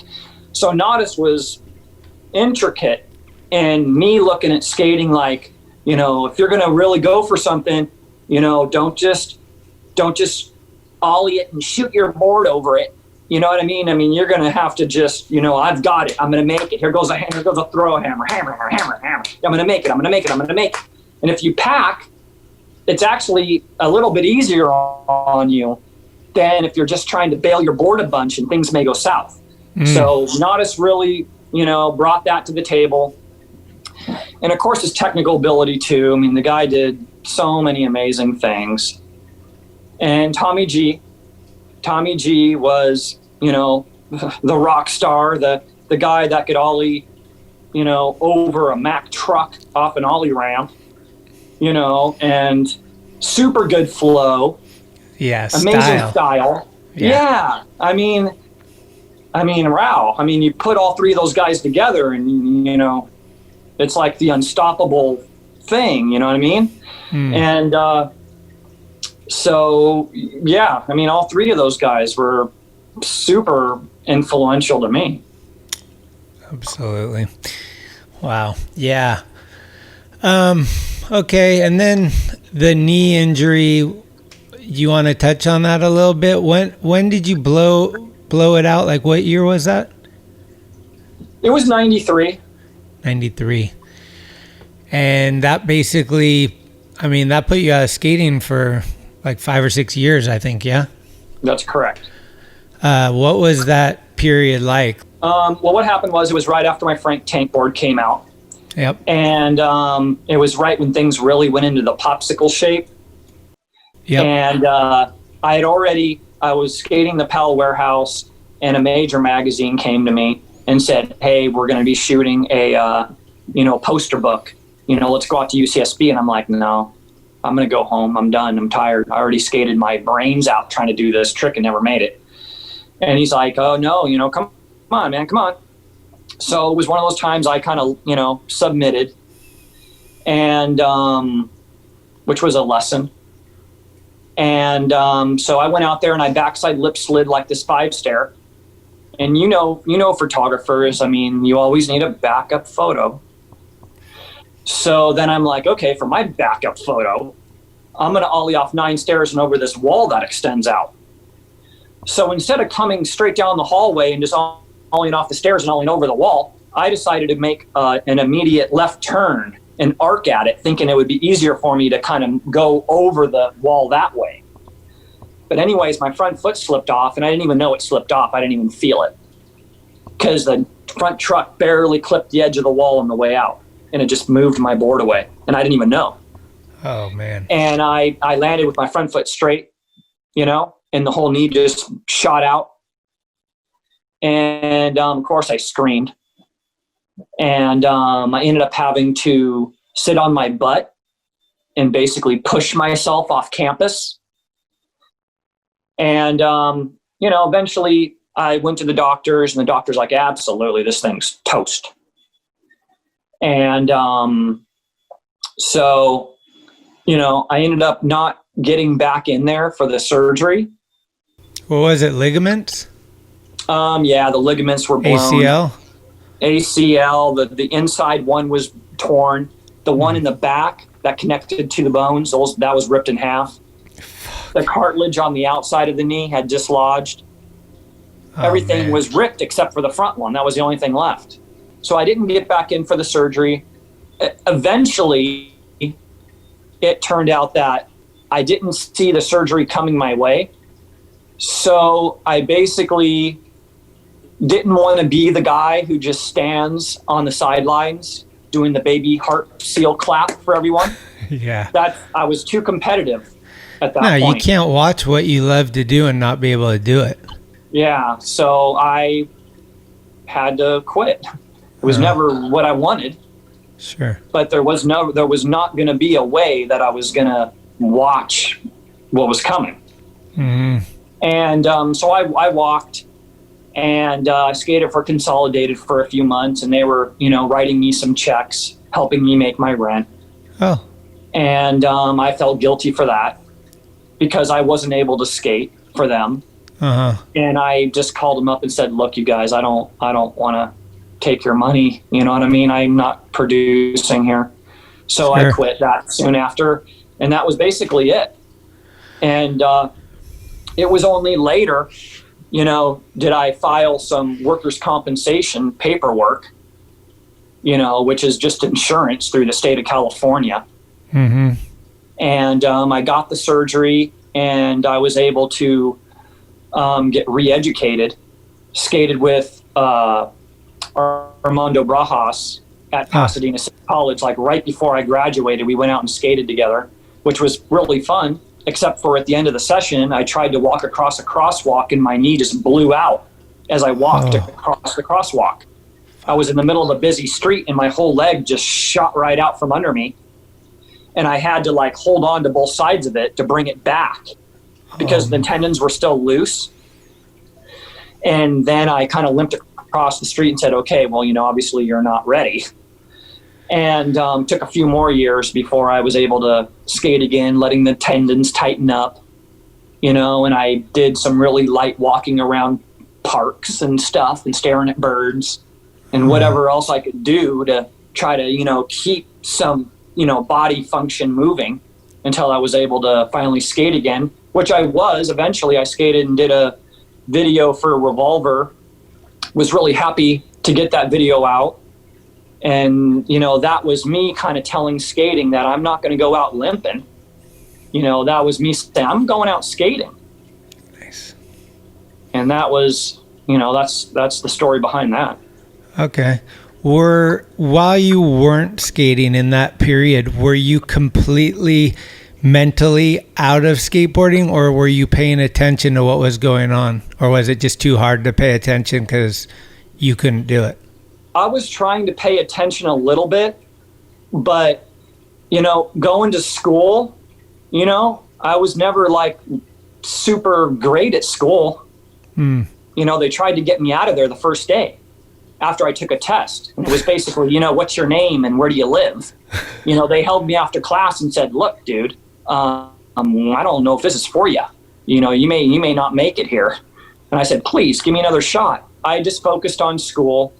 After that, you know, I did quite well, actually. But to answer your question, I didn't keep an eye on skating too much because I was just trying to focus on what I needed to do to get through school and to get that little accreditation.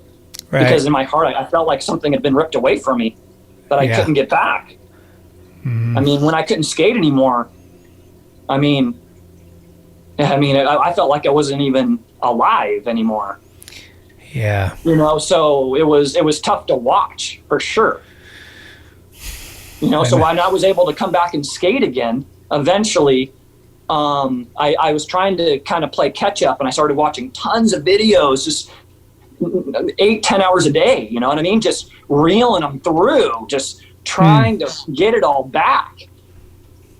And even at the end of the Revolver video, I twisted my knee a little bit, and I knew it wasn't that bad. And I was able to skate again after.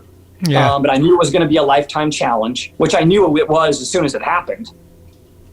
Some challenges are short, some are long. And so, to answer your question, I tried to look as much as I could. I definitely looked for Kit. I wanted to see what he was doing. Sure. And some of the other guys I really, cared about. But, obviously it hurt immensely in my heart, that, right after it happened, before the surgery, I had to make ends meet. So I worked at a brake parts delivery place, and, the Santa Barbara guys, Dylan Gardner, Sammy Baptista, and, all the other guys, they were all skating around. And I would be going around in my work truck, passing them as they skated, making my $4.50 an hour. I was the warehouse manager at $4.50 an hour. So it was a challenging time. I can imagine. Did you feel like you kind of lost friends at the same time? Like, did phone calls from certain people stop coming that you were kind of disappointed in, that was like, oh, not able to do this, so I'm not on your radar anymore? In some ways, you think that I would think that, but I didn't think that. Because throughout my entire skating life, it was just, you meet the guys, you go skate, you hang together, you know what I mean? We hang together all day, we're hanging together for years, but the skating is the glue. And when I couldn't do it, and the phone absolutely stopped ringing, like immediately, I lost everything. I wasn't mad at them. If anything, I was almost proud, that they were going to just keep firing and do whatever they were going to do to keep going. Sure. Okay. But, that's just kind of the way I saw it. Right. Not to say that I wasn't like super beyond bummed, because you know how competitive I am. Right. It was just like it. I couldn't even tell you what I was going through my head, dude. For a few years there, I was dreaming to, not wake up when I went to sleep every night for about 2 years. So, it was tough. The tequila intake increased a little bit. You start self-medicating a little bit, probably. Well, the tequila didn't really happen, but let's say, pretty much every possible negative influence you go down definitely like a dog. had there. Yeah. I was there for years, I was trying to stay sober long enough to get through my one course at City College to try to prove to myself that I was getting somewhere. Right. And then of course my mind would wander so bad that I would get a B in English, fight my way from a C- to a B, and then I would just be doodling on the paper as the teacher told us when the final was, and then I would show up to the final an hour late and end up failing the course. Okay. Like I couldn't get a grasp. Like a little bit of ADD? Yeah, dude. I couldn't get it together, dude. Yeah, school's never been mine. It seemed like the harder the courses were, the better that I would do, because it was kind of a challenge, almost like, totally. I would see people dropping like flies, and I'd be like, so I get all focused, right? And I would start like getting good, but then as soon as I had a handle on it a little bit, I would just completely mentally check out, dude, and fail. Yeah. That's what happened with Phil. I keep bringing Phil up, but he dropped out of high school, and then he got his GED or whatever, and then he went back and he went to UC Berkeley, and he did really well in the university at this high level thing. And what he said to me was, dude, I figured it out. And I was like, what was it? And he's like, public school was way too easy. I was just bored, so I couldn't do it. And then once it got challenging, I was all in, and then my focus, and I started like really thriving. And I think that's, for some people, that's the case. Okay, since we're kind of on the subject, I wasn't going to bring it up, but I'll just tell you really quick. like I said, when I first got there and they gave me the easy test and I failed it. Yeah. After that, I changed my focus completely. And that was the dental school that I had to get through to get my education back. So I would play a game. I would pick all the smartest people around me. And we would play like who could get the best scores. And I knew they would love that game because they beat me every time. So we would start playing these games and I would just focus every day for 2 years. And at the end of the 2 years on the final exam, I aced it. I got a 4.0 in the course. I got the best GPA out of the entire class. And I got the best award they had to give out. And it was like the skater's mentality of just like, you know, like a difficult trick or something. I'm going to figure this out. Yeah. The competitive nature, all of it. Fuck, that's sick, dude. I like that one.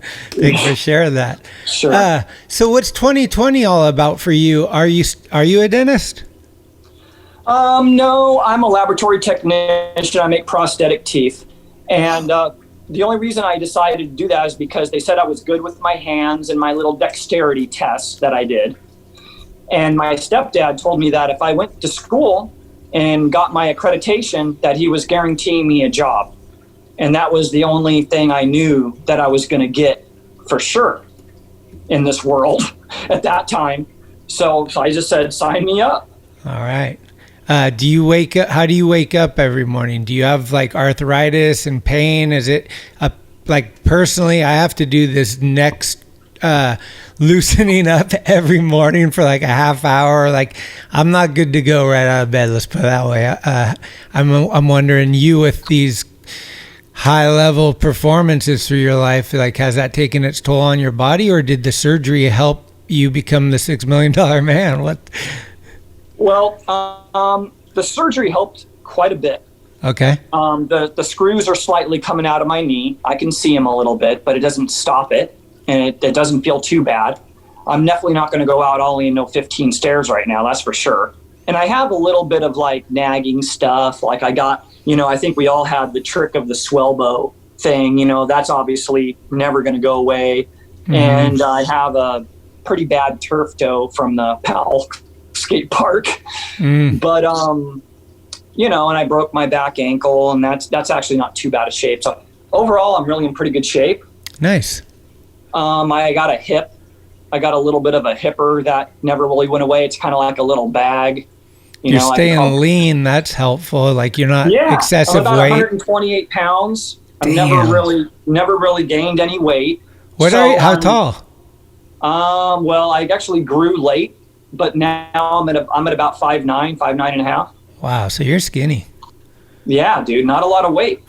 That's good.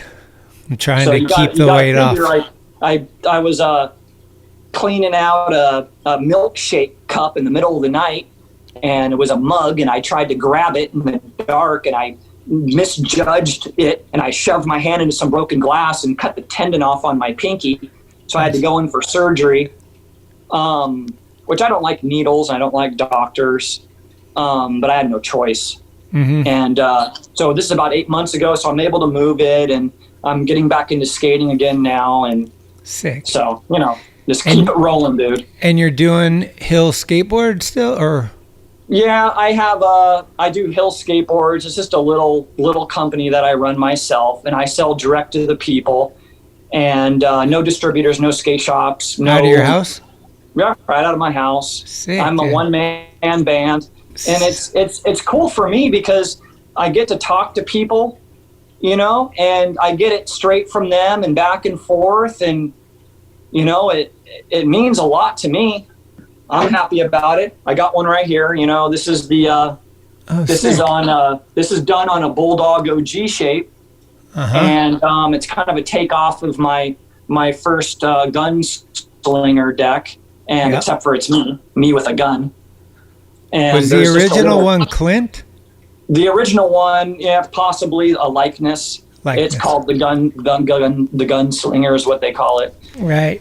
So I have little things that I sell, and like I say, it kind of keeps me connected in a way. And sick, dude. Is it a website, frankiehill.com or anything? Or Well, it's under hillskateboards.com, but you can reach me on Instagram, FrankieHill1 or Facebook. And I usually just do it over private message and just take their address and send them the stuff. And it makes it easy now, like with PayPal and Venmo and all these things. Correct. It's like I've been doing the same thing, like selling shirts and different things. It's just like super fun. Like you said, connecting with people and hearing the stoke like directly. It's pretty rad. Like for me, I just get hyped. Correct. Yeah. It definitely helps me. A couple of things, the social media thing, right when I first started, a lot of YouTubing was going on, a lot of misinformation, a lot of guys with negative things to say, about me. It really kind of, bugged me a little bit. That was during the time that I couldn't really skate, couldn't have a forum to actually fight back. Okay. A couple of pros out there really looked out after me. I'm not going to name them, but they know who they are, and I very much appreciate. I'll never forget the ones that were there when things were a little bit south. Uh-huh. And then as Facebook tried to evolve, the haters started to fall away because everybody actually had a name and a face. They had to actually back up what they were saying. Yep. And then, of course, around the same time, Nate Sherwood did a documentary on me. Oh, right, yeah. And I said, oh, yeah, go ahead and do it, but I had no idea that he was going to bring in so many pros and all this stuff. And I mean, he completely just turned the tide. Sick. There was a lot of, kind of, I guess, haters out there talking about the Powell magic and, he didn't do anything, he used an ollie ramp for, everything. And, there was a lot of negativity. And so it was really good to kind of get the other side going on that. And then, of course, now we're talking about years and years later, where now all of that stuff doesn't exist at all. Okay. They don't even, it's just dust under the rug, and now it's just all about like, they're looking back and they're saying, wow, hey, this is pretty cool. You know what I mean? Now it's just all positive. All the negativity, they were really doing quite well when they didn't have a name. And, now I have like a lot of people, if someone says something, a lot of people will just jump in and dispel it. I don't even have to address it. Right. So, I got a lot of guys out there that have, had my back, like a Jared McKinney, like an Eric Riggs, Matt Martone. These are guys that, I met on Facebook, and they went to bat for me. Sick. And now there's no negativity at all. It's just like the water is just calm and clear. Okay.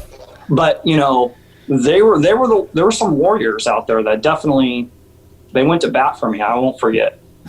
Good, man. I like hearing that because I've seen what you're talking about.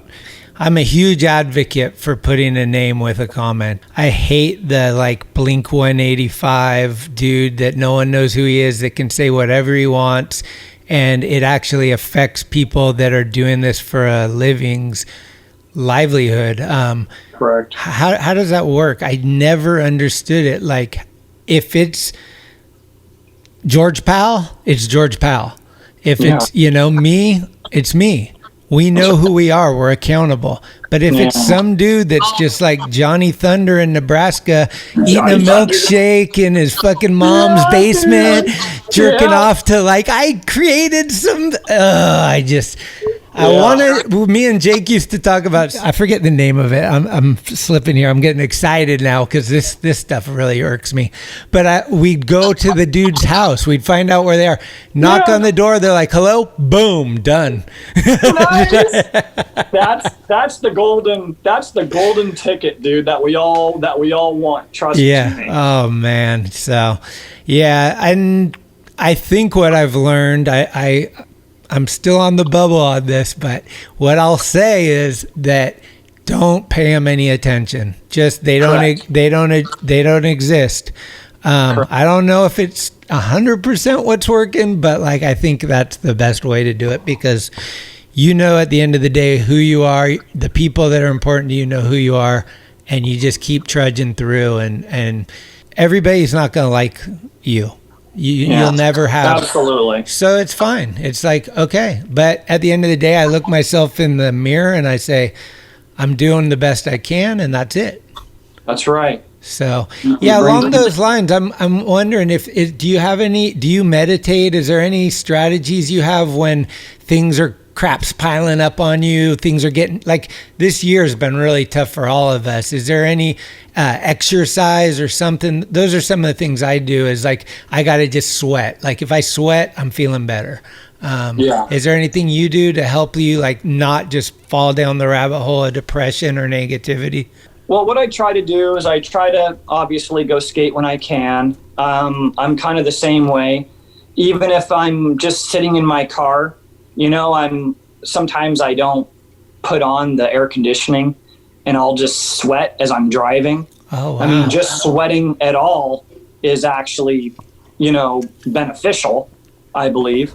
Totally. And I also, when I'm feeling overwhelmed with a bunch of different stuff, I always try to, obviously focus on one thing at a time and get it done, quickly and efficiently and correctly as I can, so I can move on to the next thing.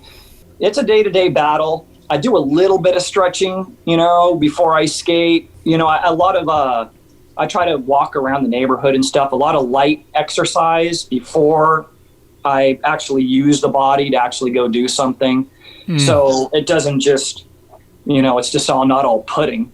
Right. And of course, I try not to do any heavy lifting and stuff, because it's just a big waste of time, on your body. You know what I mean? If anything, I would like to do more exercises with my legs. But that's kind of my focus. If you're going to go out and get all bulked up or whatever, you're definitely missing the point. Yeah. That's just my opinion. Is the knee feeling pretty good? The knee feels pretty good, dude. I think if I can just do enough skating to keep it going, like awling over fire hydrants off street transitions, awling over garbage cans off of banks, low impact, I would call it. Maybe skating straight gaps on flat ground.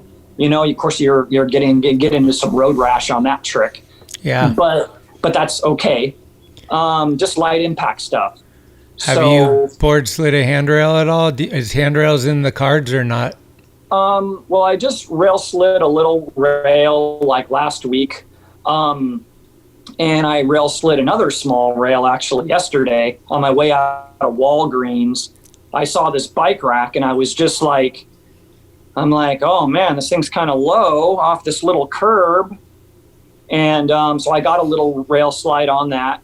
Yeah, I'm trying to get back into it right now, just over the last few weeks, because I can finally, when you messed up your pinky, the tendons all connect in the palm, so I couldn't open my whole hand.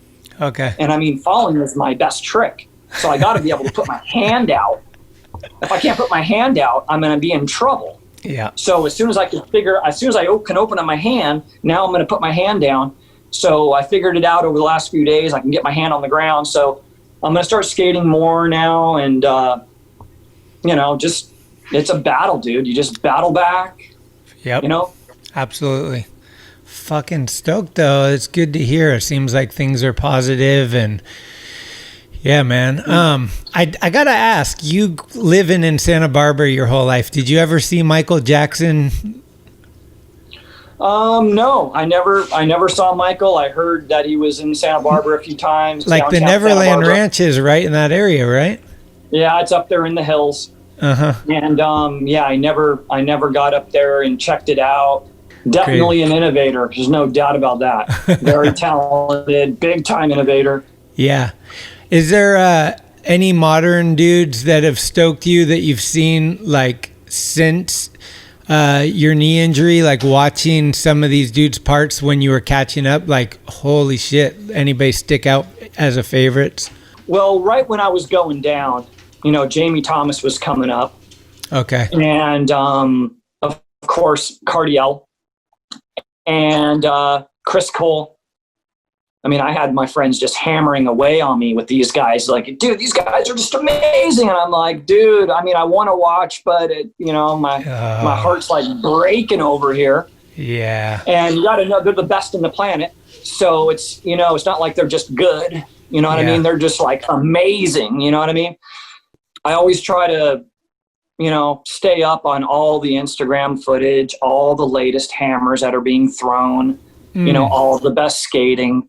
I'm just like a connoisseur of tricks, if you really want to break it down, you know what I mean? And I enjoy watching the guys and what they've been able to accomplish, and they just keep doing more and more and more. And I'm enjoying the ride just as, much as anybody else.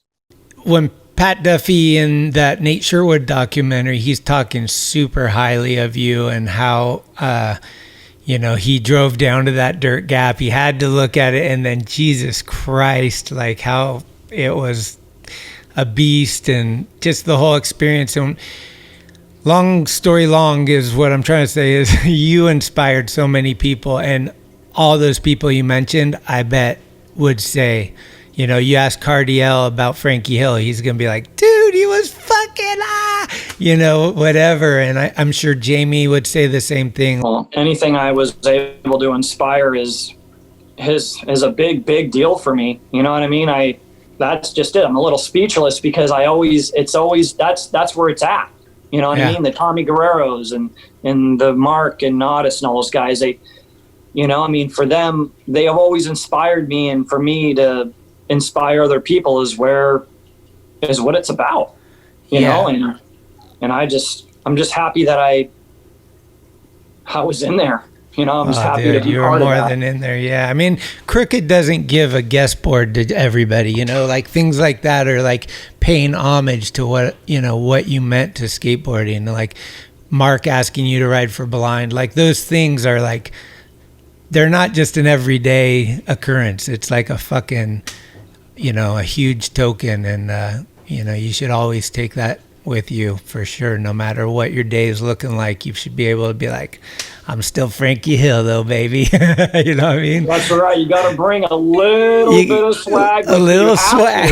Yeah. You have to. Is there anything else you want to mention or anything? I'm pretty good. I know I've taken you way past how long I usually do these, but I mean, if I'm being completely honest with you, I think this is the best one I've ever done. I really enjoyed hearing your stories and catching up with you. I don't think we ever had a chance to meet in person, so this has been really cool for me. Well, I appreciate it. I mean, I've been looking at the program. I really like it, and I'm stoked to be part of it. Oh, thanks, dude.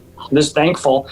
I want to give a shout out to Mark Kwalchek. Shout out. He's an artist out of Canada who's really helped me out with, Hill Skateboards. He's been there for me, and he's a great friend. And I want to get a shout out to Skateboarding. Shout out. The guy, he's got the, best hover mount, hangers on the planet. They're the best. I'm thankful, dude. I'm thankful to be here. And I just want to continuing to do what I can do, and stick around as long as I can and just enjoy the ride. Fuck yeah. Are you still in Goleta? Where are you at? I'm out here in Ventura now. Oh, Ventura. Things have gone, quite well in and out of a couple of properties, and things are getting better all the time. Overhead's dropping, and I hope to be able to, with this latest thing that I've been able to pull off, put myself in a position where I can skate more. I mean, I've been plotting and planning for many years to lower the overhead and bring in a certain amount so I can get away from the 9 to 5 and get me to where I need to go so I can get back to doing what I want to do. Which is skating and enjoying life, and just not to do the 9 to 5 thing. But to enjoy it a little bit. Sure. Yeah, you got to have your personal touch on things. It can't be the robotic lifestyle is not for us. That's for sure. No, it's not, dude. You got a special song we can play to ride out of here too? God, there's been so many. I always think to myself when a song comes on the radio, I'm like, man, this would be Killer. Why not Eye of the Tiger? Survivor. Absolutely. Sick, dude. That's fucking Rocky theme. That's real, dude. Well, I appreciate it, man. Like, my mind's kind of been blown. Like, waking up early, having the coffee, and watching a bunch of stuff. I was like, how am I going to include all that I want to talk to him about? I don't like taking too much of your time, but I really appreciate, we probably did like 2 hours today or something. I really appreciate it. I appreciate it. Well, fuck, have a great day, and don't let this world bring you down, man. It's been tough for all of us, and I go to therapy, and what my therapist says, she always says this, I think it helps. You're not alone. You're having a bad day. We all are. Thank you for listening to another episode of Talkin Schmit. You can subscribe to the show on iTunes, Anchor, Spotify, or anywhere you get your podcasts. When you subscribe, you'll get notifications every Tuesday of new episodes the minute they become available. Also, please leave reviews and a 5-star rating. It's the best way to help the show grow. All of the episodes will always remain free, but if you would like to help support the show, you can do so at TalkinSchmit.com, where you can pick up some merchandise like t-shirts, beanies, hats, and stickers. The website has an entire archive of all of the episodes, with extra photos and videos. Email us with any suggestions, comments, or ways that the show may have improved your life at talkinschmit@gmail.com. All interviews are conducted, edited, and produced by Schmitty. The intro music is Mary's Cross by the band Nature. Very special shout out goes to the executive director, Sharal Camisa. Shout out. Love it! This is Talkin Schmit, where the Rolodex is deep, but the conversation is deeper. Old dog, new trick, too legit to quit. This is Frankie Hill here on Talkin Schmit. Oh. Hey, I was going to ask you, while I got you, is it Schmitty or is it schnitty? It's schnitty. Ah, okay. Because I thought I was Schmitty, and I was like... Yeah, you're all Talkin Schmit, dude.